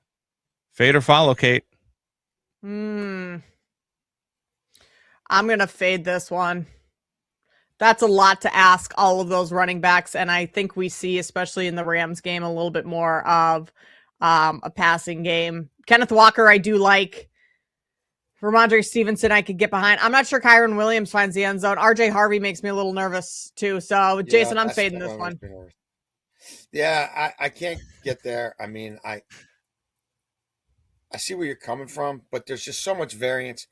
Like, if I'm playing, and I told you the Denver game, I don't have a lot of anytime touchdown. Really, I'm only on Denver defense, special teams. I think Drake May keeps it. Like, if everybody's fumbling, just let him keep it. I know he's fumbling too, but Stevenson's is fumbling. They don't trust Henderson in pass pro, and he's had fumble issues in the past. Like, there's so much variance there. And even with Denver, he likes McLaughlin a lot of times more. Like, now that it's Stidham, who knows? Like, I think Harvey's got a better chance of reception than maybe even rushing, but no, I can't get there with you on that one, homie. All right, let's go to the last parlay. I wish you well. I wish me well too. Let's go to the last parlay I have, which is the over total parlay. I am over in both games, over 42.5 in New England, Denver, and over 46.5 in Rams, Seattle. That's plus 256.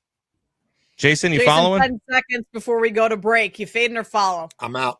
I'm out. I'm out too. Oh, But fading the parlays for Brandon. I'm out. I think we get an under in New England and Denver. I could certainly see an over in Rams Seahawks, but under in the early game. Also, some news from Adam Schefter. Packers are hiring Jonathan Gannon as their next defensive coordinator. Former Arizona Cardinals head coach, going back to being a DC. Coming up on the other side, Sean Droder joins us to talk the Denver Broncos. That's next here on BetMGM Game Day.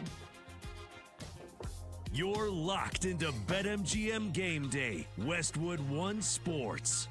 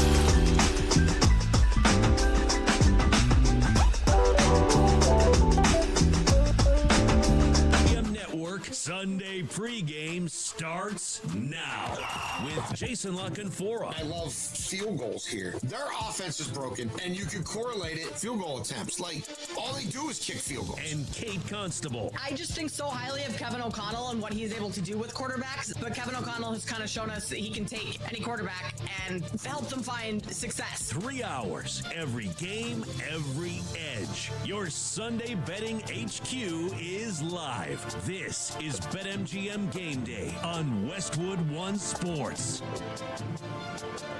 Getting you set for Championship Sunday. Patriots, Broncos start us off with the afternoon window, and then we wrap things up later in the evening with Rams and Seahawks. 20 minutes from now, we will build our show parlay, and 40 minutes from now, we'll give you our best bets and tell you where we are putting our money for this afternoon's games. Until then, we bring in Sean Droder, who covers the Broncos for Mile High Sports. Sean, appreciate you taking the time to get up early with us and talk some AFC Championship game. We know Jarrett Stidham is going for the Broncos, and we know Sean Payton has expressed his confidence in Stidham.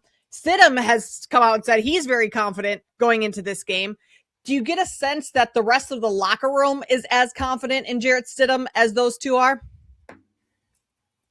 I do, actually, and thank you for having me today. I do think there's a confidence there, and some of it is the fact that Stidham has been around as long as Sean Payton is with the Broncos. Remember, he came in when Payton was working with Russell Wilson. As a matter of fact, Payton benched Russell Wilson famously at the end of that season, and then had Stidham start the final couple of games. So Stidham has been around. The team is confident. The team is comfortable. Would they rather be starting Bo Nix? Of course they would, but this is a team that also knows they'll be playing at home. The Patriots have never won a postseason game in Denver. They're 0-4, and this is a defense-first team. So they feel if they can keep things close, the Broncos will have an opportunity to win. Sean, I don't know how it's played there locally. Nationally, as the week's gone on, a lot of people who handicap games for a living, a lot of people who analyze the NFL for a living, have pretty much come around to the conclusion that, you know, Jarrett Stidham can be functional. He's in good hands with Sean Payton, and he's actually kind of interesting to bet on today. And the line has reflected that as well, as New England's not nearly the favorite now they were when this news was originally came out. Are people noticing that in Denver? Were they on board? Like, how did it play out locally? Were people already like, hey, Stidham's better than everybody thinks? Or was that something that sort of grew through conversation this week? A little bit of both, to be honest. I mean, if there's a silver lining to Bo Nix's injury, it's that it happened near the tail end of that divisional round game, and we knew about it immediately after. I mean, Sean Payton's post-game conference with the assembled media right after the game, the first thing he mentioned was Bo Nix's injury, and he was out for the season. So the shock wore off quickly. The understanding that this is what the work was going to be immediately got going. And so I think that was advantageous as well. It allowed Broncos fans to adjust and adapt. And to a certain point, you know how this goes. If you're the Broncos at this point, nobody expects them to win. The last time you had a backup quarterback just come into the AFC or NFC championship game for the first time and throw their first passes of the season was in 1972, and that was Roger Staubach because he had been hurt in the season and, of course, started the season before. So everyone understands this is essentially unprecedented in the last 50-plus years of NFL football, and the expectations are low. So the Broncos look at it and think, they're at home. It is going to be cold in Denver today. It is likely to snow in the second half today. Denver is going to try to leverage everything of their home field advantage. And I think they understand you are playing with house money. Nobody expects you to win. Go out there and shock the world. And then after that, there could be no doubt that the Denver Broncos belong in that top seed, and they find themselves with, who knows, maybe it's in the Super Bowl, and they play well in that too. But you have nothing to lose if you're the Broncos, and I think the team has completely embraced that. I'm mixing sports metaphors, Jason, but they are ready to tee it high and let it fly. There you go. Let it rip. Grip it and rip it. Sean, with Stidham at quarterback today, what other aspect of this offense really needs to step up? Like, do we get a very heavy dose of RJ Harvey today? That's a good question because the Broncos have not been able to get R.J. Harvey in the running game moving for a lot of the year. As a matter of fact, they opened the practice window for J.K. Dobbins, who they hope, if they manage to win today, could join them in the Super Bowl. But the Broncos between the tackles without Dobbins, it's been tough. Harvey has looked like a rookie at times there, although he's been extraordinarily dangerous in the passing game and on the outside runs. But behind him, you have Jaleel McLaughlin, who's an undersized back, and Tyler Bidet, who hasn't played a tremendous amount of a lot as a runner. So the Broncos' running game is of critical importance. I think they are going to let Stidham use his legs, a weapon in which he is a little better at. I think the Broncos' offense will look a lot like it did with Bo Nix. It really is a Sean Payton creation, and Stidham is the kind of guy that can run the plays that Payton wants. But it might not be quite as efficient, and it might not be quite as effective, which is pretty scary, because if you've had a chance to watch the Broncos for a lot of the season, consistent performance by the offense has been elusive. I feel like because in part of the whole situation in Denver with the quarterback, and then just because people watching New England's last game, rational people, midway through the second quarter were like, Davis Mills is better than CJ Stroud right now for this team right now. Like, because all that quarterback noise is going on, I feel like a lot of people haven't really watched what's been going on with Drake May, but I'm sure Vance Joseph and company have. Like, this is a different ask for him. Now, it's on the road. It's on the road coming off of 2 shaky performances at home where you're putting the ball on the ground quite a bit. It's on the road in altitude at Mile High in what has been a difficult playoff environment for a team. I mean, it's a difficult regular season environment, but especially playoff. Like, do you think the Broncos defense is going to be able to continue to turn him over? And do you think they can kind of get into his head a little bit? Well, they were able to do so to Josh Allen, who ended up finishing his post-game press conference in tears after multiple fumbles, multiple turnovers. Nick Bonito gets there quick, y'all, and that's something that Drake may find out very quickly as well. But look, May is an MVP candidate for a reason. He has been good. He has been consistent. But you're right. This is a big ask. You're talking about going to a place that I'm sure he's probably heard that Tom Brady couldn't win in the playoffs. He went 0-3 in Denver. This is the one team that Tom Brady had a losing record against in his career. And playing there in a playoff game, you're exactly right, Jason. It can be a house of horrors.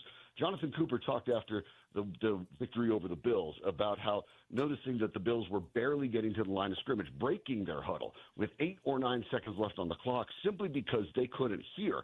For a second-year quarterback like Drake May, which Bo Nix is as well, of course, in that same draft, and it's too bad we're going to miss out on that opportunity to see those two young quarterbacks duel. But Drake May looks like an outstanding quarterback and is an MVP candidate for a reason, but he still doesn't have the experience. So this is going to be something brand new, and it is something that Denver fans, you talked about that before, the adjustment to Stidham. Denver fans have just kind of accepted the fact that, okay, Bo Nix is out, we're rolling with Stidham, it's next man up, but even the fan base understands that means it's more on us to make Drake May and the Patriots offense life miserable, and believe me, they will be up for the task. We're talking with Sean Droder, host of Mile High Sports today. Sean, in terms of the total in the game today, it's the lower of the 2 games.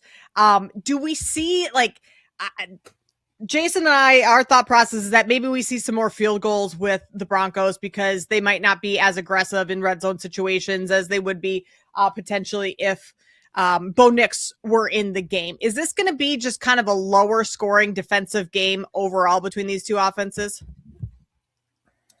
I mean, it sure feels like it because you're talking about the Broncos defense is one of the best in the league by any measurement, and they will be at home. So I don't think the Patriots are going to be able to put up, 30-plus points, especially given the cold and even potential second-half snow. For the Broncos, their offense has been hit and miss all year long, even behind Bo Nix. So they're not a team that generally scores an awful lot of points either. So, yeah, I look at this one to be low scoring. I look at it at being a tight game for the majority of the game.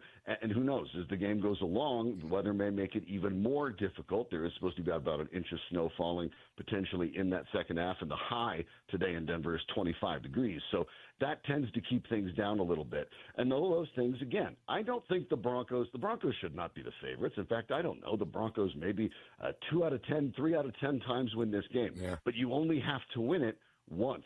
And so when this game is going to be close, late, they are going to have their chances. But I agree with you. I don't think you're going to see offensive explosions. This is going to be a down and dirty, old school, probably looking fantastic on television NFL championship game. Sean, in part because Bo Nix really hasn't missed a snap the last couple of years, we haven't, you got to kind of rely on the preseason, or you go back 2 or 3 years and look at those games, which I did, and what Stidham was doing. But obviously the personnel has changed. The identity of the team has changed some since then, but we haven't seen a whole lot of him with a lot of these players. It did look to me, though, and going back to those 4 games he has started, his legs are more active than maybe people might just think of, and he seems to lean into taking layups with running backs and living to fight another day and high percentage passes. Do you think that's what we see? Little boots, throw it to the running back, throw it to the tight end, keep the chains moving, maybe more volume than explosive? Yes, I do. I think that's exactly what we see. I mean, what you're describing there is kind of the perfect NFL backup plan, right? First, do no harm. So don't make any mistakes in that regard. And I think that's absolutely what Stidham is going to do. And in part, that's because what Bo Nix has been able to do. Yeah. The Broncos have allowed the fewest sacks this year. Bo Nix, when you look at some of the metrics that'll talk about negative plays that are the quarterback's fault, whether that's loss of yards on a run, interceptions, passes into dangerous areas, Nix had the lowest percentage of those in the entire league. That's part and parcel of this offense. So not only is it what Sean Payton wants to do, Jared Stidham, who's been a career backup, understands that's your job as well. And quite frankly, big plays down the field aren't a huge part of the Denver Broncos offense, especially with Troy Franklin being questionable for the game. So the Broncos are a little bit short on the wide receiver side. I do expect to see the field. The Broncos try to attack the Patriots wide. They want to spread them out, which will give them some opportunities. But you're right. Stidham's legs are a little bit better than people think, and Stidham's arm, quite frankly, is probably stronger than Bo Nix, even though the accuracy on deep balls isn't there. But there will be opportunities if they can spread the Patriots out wide. We know how good Sean Payton is at scheming receivers open. Yep. They will take a shot here and there. But by and large, I expect them to be relatively conservative. R.J. Harvey's going to be impactful probably more in the passing game than the running game, and the Broncos are willing to take their chances with that.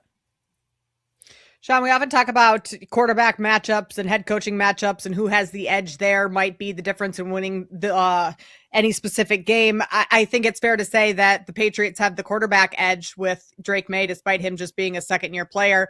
Who has the coaching edge, Sean Payton or Mike Vrabel? Boy, and I'm a Mike Vrabel fan. I thought Tennessee made a mistake in letting him go, and he's done a terrific job now back with the Patriots. I'm still going to have to say it's Sean Payton. The body of work is larger. He has won a Super Bowl, certainly should have gotten to a second. We know about the bad decisions that knocked the Saints out a few years ago. But when you're talking about this coaching matchup, it's star quality. I mean, both of these guys are very, very good coaches. Both of them have their teams playing very, very hard, and both of them reportedly have very, very tight locker rooms that they have been able to create as well. So you're talking about a really good coaching matchup, but when you're talking about schemes, Peyton is as good as many players, have ever talked about that they've ever seen when they're breaking things down on the offensive side. So I think the coaching edge goes to the Broncos, not by very much. And let's be honest, when you're at home, if you're a head coach, that makes it easier for you as well.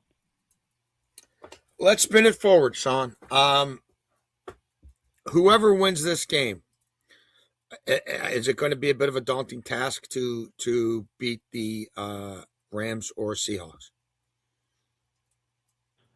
Obviously, yeah. I mean, if you're talking about the Super Bowl matchup, any of those, you have to take it very seriously. But it is probably true, I think, when we're looking around the league, right? And when we look at it, you think of the teams that are most dangerous to win the Super Bowl, I think a lot of people are looking at the Rams. And again, because you're looking at the quarterback and the coach, and especially the quarterback and coach pairing.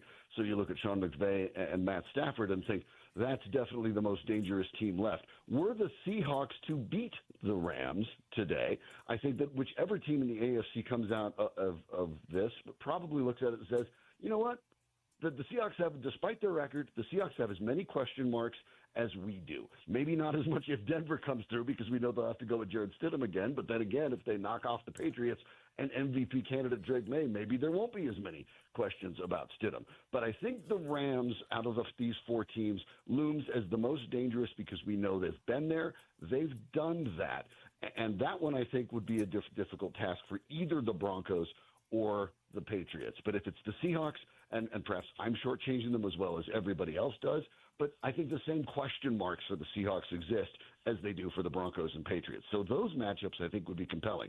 If the Rams come through, I think the Rams are going to be the favorite against either team, and I think the expectations, because fans, especially across the country, know and already respect the Rams, I think that would have a very different perspective on either Super Bowl matchup. Oh, I think you're muted, Kate. Sean, the outcome of the game, both of these games today, doesn't matter in terms of this next question here. But if you had a vote for MVP, are you going Drake May or Matthew Stafford this season? Do I have to pick between those two? Because I'd actually pick Jackson Smith-Njigba of the Seahawks, who I thought has been absolutely tremendous all year long, and I think has helped Sam Darnold get to where he's wanted to get, although we know nowadays MVP is basically a quarterback trophy. If I were to have to pick between the two, I would probably pick Stafford, although I wouldn't have any complaint if May won it. But my pick would be Smith-Njigba because I think he's been the most impactful player, given the fact that the Seahawks' rise was probably as unprecedented as the Broncos and the Patriots. Love it. You certainly can pick JSN for your MVP. Sean, we appreciate you taking the time to get up early with us. Enjoy the game this afternoon. And we appreciate your time. Thanks so much for having me. Enjoy the football today. You too. Thank you as well. Jason, good stuff from Sean there. Does that change? Does anything he said change your mind in terms of how you look at this game? Because I think he sees it similar to the way we talked about it earlier. There's just a part of me that's a little afraid that, like, everybody, me included, have been so sort of bought into the Stidham is going to be serviceable thing. You know what I mean? And then, like, if his first pass is a tip pick six or something, it's like, I don't know. Like, there's a part of me that's like, yeah, wait a minute. We all, you know what I mean? Like, but I don't hate what I've seen. I mean, but what I've seen hasn't been him in an AFC Championship game after not throwing a pass all season. But I don't hate what I've seen. Right. Well, I don't hate what I've seen either. And I don't hate what I've seen from our same game parlays over the last couple of weeks. We've been very close at hitting those. We are going to build another one, and we'll do it in the Rams-Seahawks game because we expect more points and maybe a little bit more action for some of the player props as well. That's coming your way next. This is BetMGM Game Day with Jason LaConfora and Kate Constable. BetMGM Game Day, your weekend sports authority. Westwood One Sports.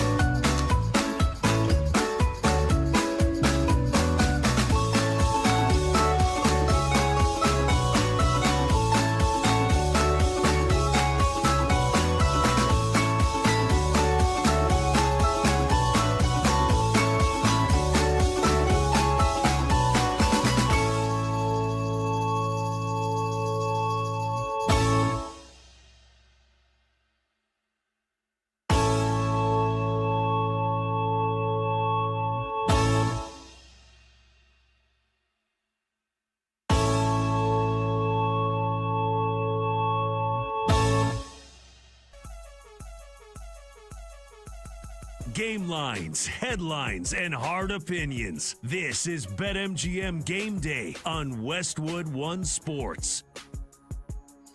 Jason Luckenfor, Kate Constable here with you on BetMGM Game Day.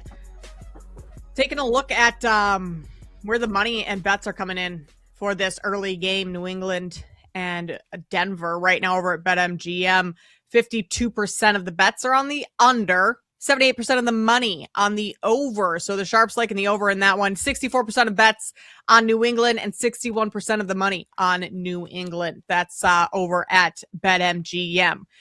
In this segment, each and every week, we build a show parlay that we've had some success with. Last week, not so much. We lost not only our usual parlay, but we do a big money bet, which was 602 to 1. And we only hit one leg in that one, which was a Kyron Williams. What? Anytime touchdown. I know, right, Jason? Like, what a surprise. The 602. What are the odds? To 1. How could it? What? How could it not? Good. It sounded so good. What? Honestly, it really did sound good. But no, even our 12-1 parlay, which we had Caleb Williams over 40 rushing yards, that leg hit. We had the over in the Bears-Rams game. That did not. And a Puka Nacua anytime touchdown also did not hit. So we will try again this week. We're going to go with the Rams-Seahawks game because that one, in our opinion, is going to be the higher scoring one, more opportunity for some of these props to go over. Brandon is with us here. Brandon, I'll let you start us off with a leg that you like for this first parlay. I'm just gonna keep it simple. I like the over in this game. I don't know about you guys. I think there's a lot of points scored in this game. What was it, 38-37 in week 17 between these two teams? I think we get more of the same, maybe not as high scoring. I think I have this one predicted at 31-30, which still flies over the total of 46. I don't know how you guys feel about that, but I love the over in this game. I've got no issues with that. So I'm this fine is with like the over. The normal one. This is the normal one. No, this is our normal one. I mean, if we could get like 5-1 here, odds wise on this parlay, because we're those listening, we have 2 parlays total. So this is our first one. We'll build the second one here in a second. Right. The first one is pretty much not going to hit, and the second one will have no chance. But we're going to do it anyway. But we're back. Essentially, yes. Essentially, I'm just keeping it real. Like the proceed with caution for all of you betting this. 22% chance of hitting, and the second one will have a 99.9% chance of not hitting. But we're gonna We're gonna try to. We're gonna do it for the people. We're doing it. Yeah. So is it me or is it you, Kate? It's you, Jason. Lennon, let's just do Stafford 2 touchdowns. Stafford 2 passing touchdowns. All right. I'm not going to argue with you there at all. I think that is something that easily hits. And I say easily, and I mean, we thought that about last week as well. Nothing is easy. That is for sure. All right. How about we do a little Kenneth Walker action over receiving yards? Nice. 20 and a half. I like that a lot, actually. You're good with that, Brandon? Yeah. The number, we at 21 and a half at BetMGM? Is that what I'm looking at? Yeah. I mean, he averages 17.3 yards receiving per game, so I like him to go over that today. I mean, all you really need is one screen pass to break in that. Right. And I mean, I really like him out of the backfield as well, catching the ball. So I love that look. All right. So those are our 3 then. That was easy. We didn't have any discrepancies here. The over at 46, Matthew Stafford to have 2+ passing touchdowns, and Kenneth Walker to go over 21 and a half receiving yards. Brandon, can you put that in BetMGM and tell us what the odds are? I was going to guess 350. Plus 340. Plus 340. Plus 340. Are we good with that, guys? Yep. At least for our first one, because we're going to go a little. We probably should be. I think we should be, because we're going to go crazy with the next one. Yeah, I think we should just. Yeah. All right, I like that one. Further discussion about that parlay. And for this next one, for our big money parlay, let's incorporate both games. Let's just go. Let's kind of get a mix. All right. And Sean Drodar just texted me a little nugget as well. They said he didn't get a chance to talk to us about on air, and that is that the Patriots landed 19 hours before kickoff. And most people they say that anywhere from 48 to 72 hours is what it takes to acclimate to the pressure in Colorado, in the altitude. Does that change anything in what you guys are thinking with the Patriots today? Well, I already knew they weren't flying in until late. And I made, honestly, most of my bets this week before I knew exactly what their travel plans are going to be. So it's for me, it's honestly, it's too late. But I'm sure there's, I mean, look, the storm had something to do with that, but I think there's probably some science to that as well. Yeah. That really changes my mind on the overplay, because I loved the over, but now I'm thinking under. Like, they've been home for 2 weeks. They haven't had to travel. They got the bye. They're as rested as you could possibly be for late January football. They're, by and large, ridiculously healthy. And they didn't have to overextend themselves to win the 2 games they won at home. Yeah. So, I mean, if ever you were set up to be able to go, you know what I mean, and play a one and done in Denver, in altitude, in January with some snow, and they're also a snow team. I mean, I would say you could be going there under a lot worse conditions. Oh, yeah, and they're starting quarterbacks out. Like, these teams and coaching staffs and everything is so calculated that they've done whatever math is needed, or talked about it enough where they're probably fine. Like, if they were concerned about the altitude more, they would have left earlier. It's simple as that. Like, so yeah, I'm not sure it's that much of a deterrent in terms of how you look at the Patriots today, but maybe that's part of the reason that some of the money has been coming in on the Broncos, is that people are concerned about that travel schedule. So it more just reinforces my Broncos to cover this game, or at least keep this game close, than it does make me think that the Patriots are going to run away with this one for sure. Completely agree. That's the first thing I thought of was, wow, Broncos plus 3.5 looks really good right now at minus 105. Looks really good. But yeah, no, I look for our big money parlay. I think we start out. I'm going to stick with them if you guys are okay with it. I like the Stidham over 250. I really do. Plus 230 to start us off. I really love that number. And I know last time that I said something like this, you guys hated it. 225. You guys hated it the last time when I said that we were going to get 3 touchdown passes. Yep. And that was the first leg that hit, and I think it hit in the first quarter. It was that was Trevor Lawrence 3 passing touchdowns. Yeah. Yeah.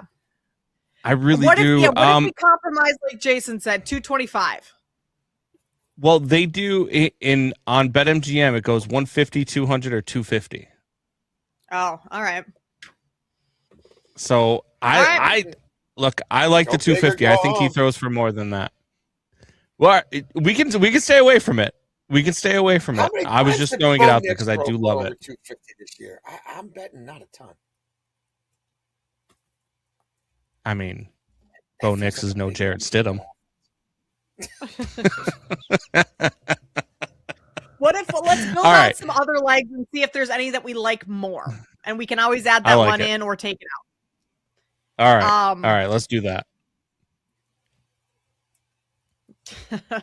There's not a whole lot I like in terms of props in that game. RJ Harvey anytime touchdown. RJ Harvey receiving yards. Sean said that maybe we see RJ Harvey coming out of the back or the passing game a little bit more.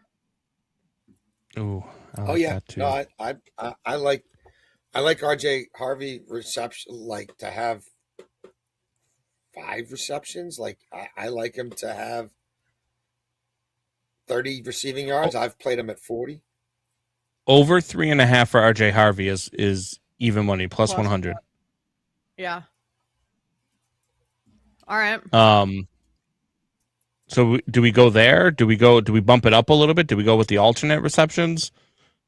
How are we feeling? You like the over 3.5 at even money to start us off? Yeah. Yeah. All right. Let's plug that in.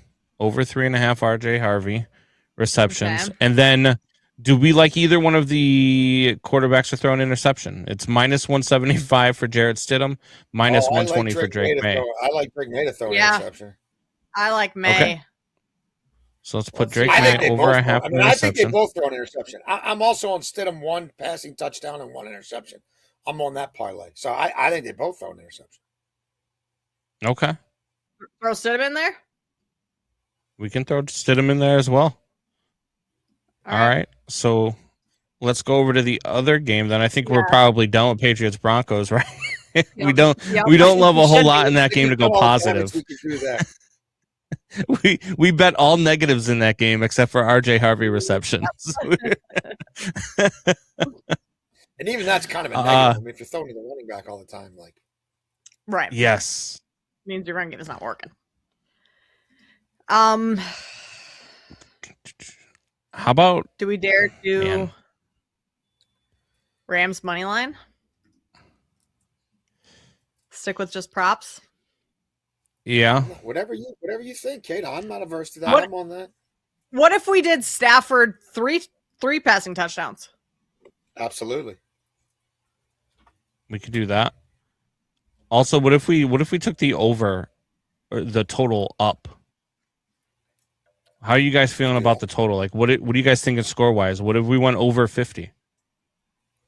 You guys feel good with over 50? I mean, yeah, I'm not. Yeah. So I don't mind that. over 50 would be plus 145. Okay. So we add that in there. And then we had let me find the Stafford. Over 50 or 50 plus? Like, are we going 50 and a half as the total? 49 and a half? Yeah, just 49 and a half would be that total over. 49 and a half. Okay. Yeah. And then I'm looking for the touchdowns to try to take. Where are the alternate touchdowns? What about a on Puka BetMGM? anytime touchdown, which they've been giving you plus money on all week? I don't know if it's started to really go down. Plus today, 120 right now. Yeah. What about that? I like that too. Yeah, didn't score last week. He's just torched the Seahawks. Or at least, 75 yards the first game, over 225 some in the second game. All right. I'm good. We can go back to the well with Puka, sure. Are we good there? We are at 6 legs at plus 36. Plus 36 to 1. Yeah, so 36 to 1. It's not 602. Yeah. It's not 602. I think we can live with it. I think we might be able to. I think that is probably a good call there, just to stick with the 36 to 1. So to recap what we have here in our big money bet, 36 to 1, RJ Harvey to have 3.5 receptions, Drake May and Jarrett Stidham both to throw an interception, Matthew Stafford 3 or more passing touchdowns, the total in Seahawks Rams to go over 49.5, and a Puka Nacua anytime touchdown. If we go to our smaller, more conservative same game parlay, that's still plus 340. The first leg is over 46, and this one is just Rams and Seahawks. Matthew Stafford 2+ passing touchdowns, and Kenneth Walker over 21.5 receiving yards. And remember, over at BetMGM, you can get a pro football playoff odds boost token. Use your odds boost token and add a wager made up entirely off of pro football wagers to your bet slip. Activate that token, and if your wager was made with the odds boost, you'll receive extra winnings in unrestricted bonus dollars. In other words, build a same game parlay like we did. Bet a couple legs of your choice if you would like. Opt into the Pro Football Boost token, and you'll receive a little bit of an extra winning if your bet hits over at BetMGM. All right, gentlemen, that's good for our same game parlays. We're going to wrap up the show on the other side with our best bets coming your way next here on BetMGM Game Day. This is BetMGM Game Day nationwide on Westwood One Sports.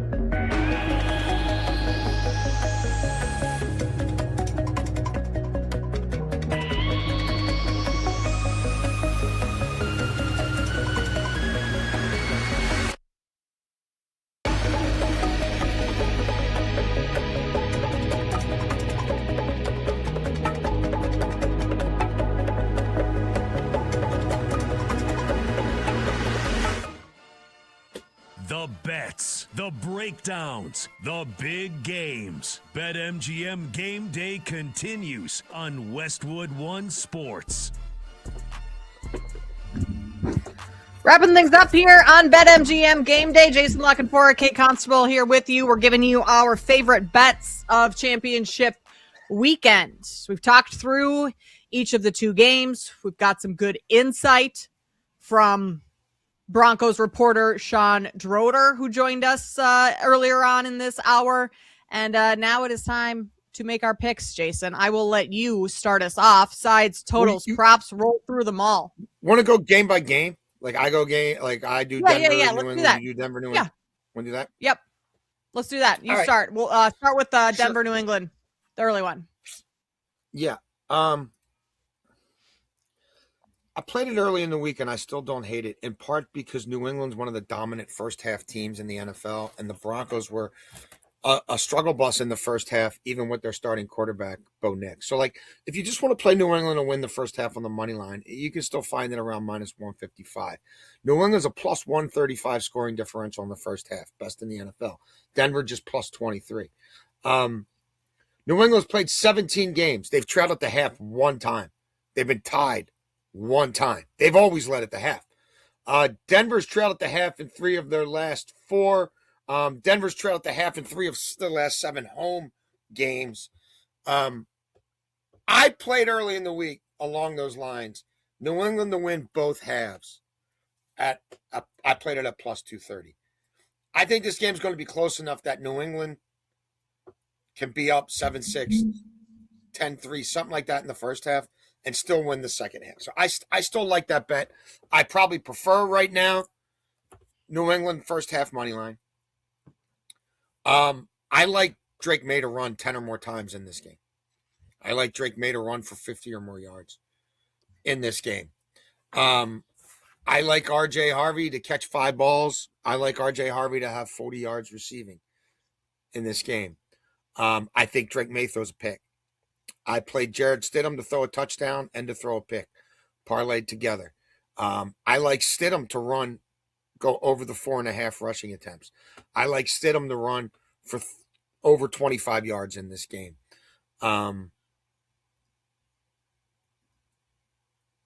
Yeah, I mean, I just had trouble getting home on pass catchers, specific pass catchers for the Broncos outside of Harvey. And I also, look, I'm also on Denver defense special teams touchdown. All right, I like it. I can get on board with those. I'm with you on R.J. Harvey over his receptions. I am going to play Will Lutz over to have 2 or more field goals, and I'm going to parlay that one with Sam Darnold to throw a pick for a little plus money in that second game. I'm also going to take the Broncos team total under 18.5. I certainly think they can keep this one close, but I don't have a ton of faith in either of these teams scoring too much. So Broncos against this Patriots defense, I will take under 18.5. Brandon, do you want to come in and give any of your bets for the early game? I mean, I tried giving some of my bets and you guys just faded them all. But we did. we can definitely, I can give you guys my plays. Look, I like the Jared Stidham 250 plus. I know you guys don't really love that one. I actually do. I love Jared Stidham. I'm playing that plus 260. I do have the Marvin Mims first touchdown at 20-1, plus 2,000. Matthew Stafford 300 plus passing yards, plus 225. Kyron Williams 75 plus rushing yards at plus 200. And Devontae Adams over 4.5 receptions at plus 120 as well. Those are my plays. All right. Brandon's jumping ahead to Rams Seahawks. So let's go there. Jason, Rams Seahawks. Yeah, I like the Rams to win the game. I lean to the over, but I like Rams money line. I'm on Stafford to throw 2 or more passing touchdowns and to throw for 275 yards. I've parlayed that together. I think Sam Darnold's definitely thrown an interception in this game. I like Kenneth Walker anytime touchdown and over 70 or more rushing yards. That's parlayed together. I like Parkinson, 40 or more receiving yards. I like Parkinson, long reception, 20 yards or more. I like Puka, anytime touchdown parlayed with 8 or more receptions. I think Puka has at least 2 carries in this game. I'm over the 1.5 on Puka carries. I like a Smith and Jigba long reception. I've played it 30 and above. It was around 28, 27 and a half, 28 and a half. You can find it in some spots. JSN long reception, 30 or above at some small plus money.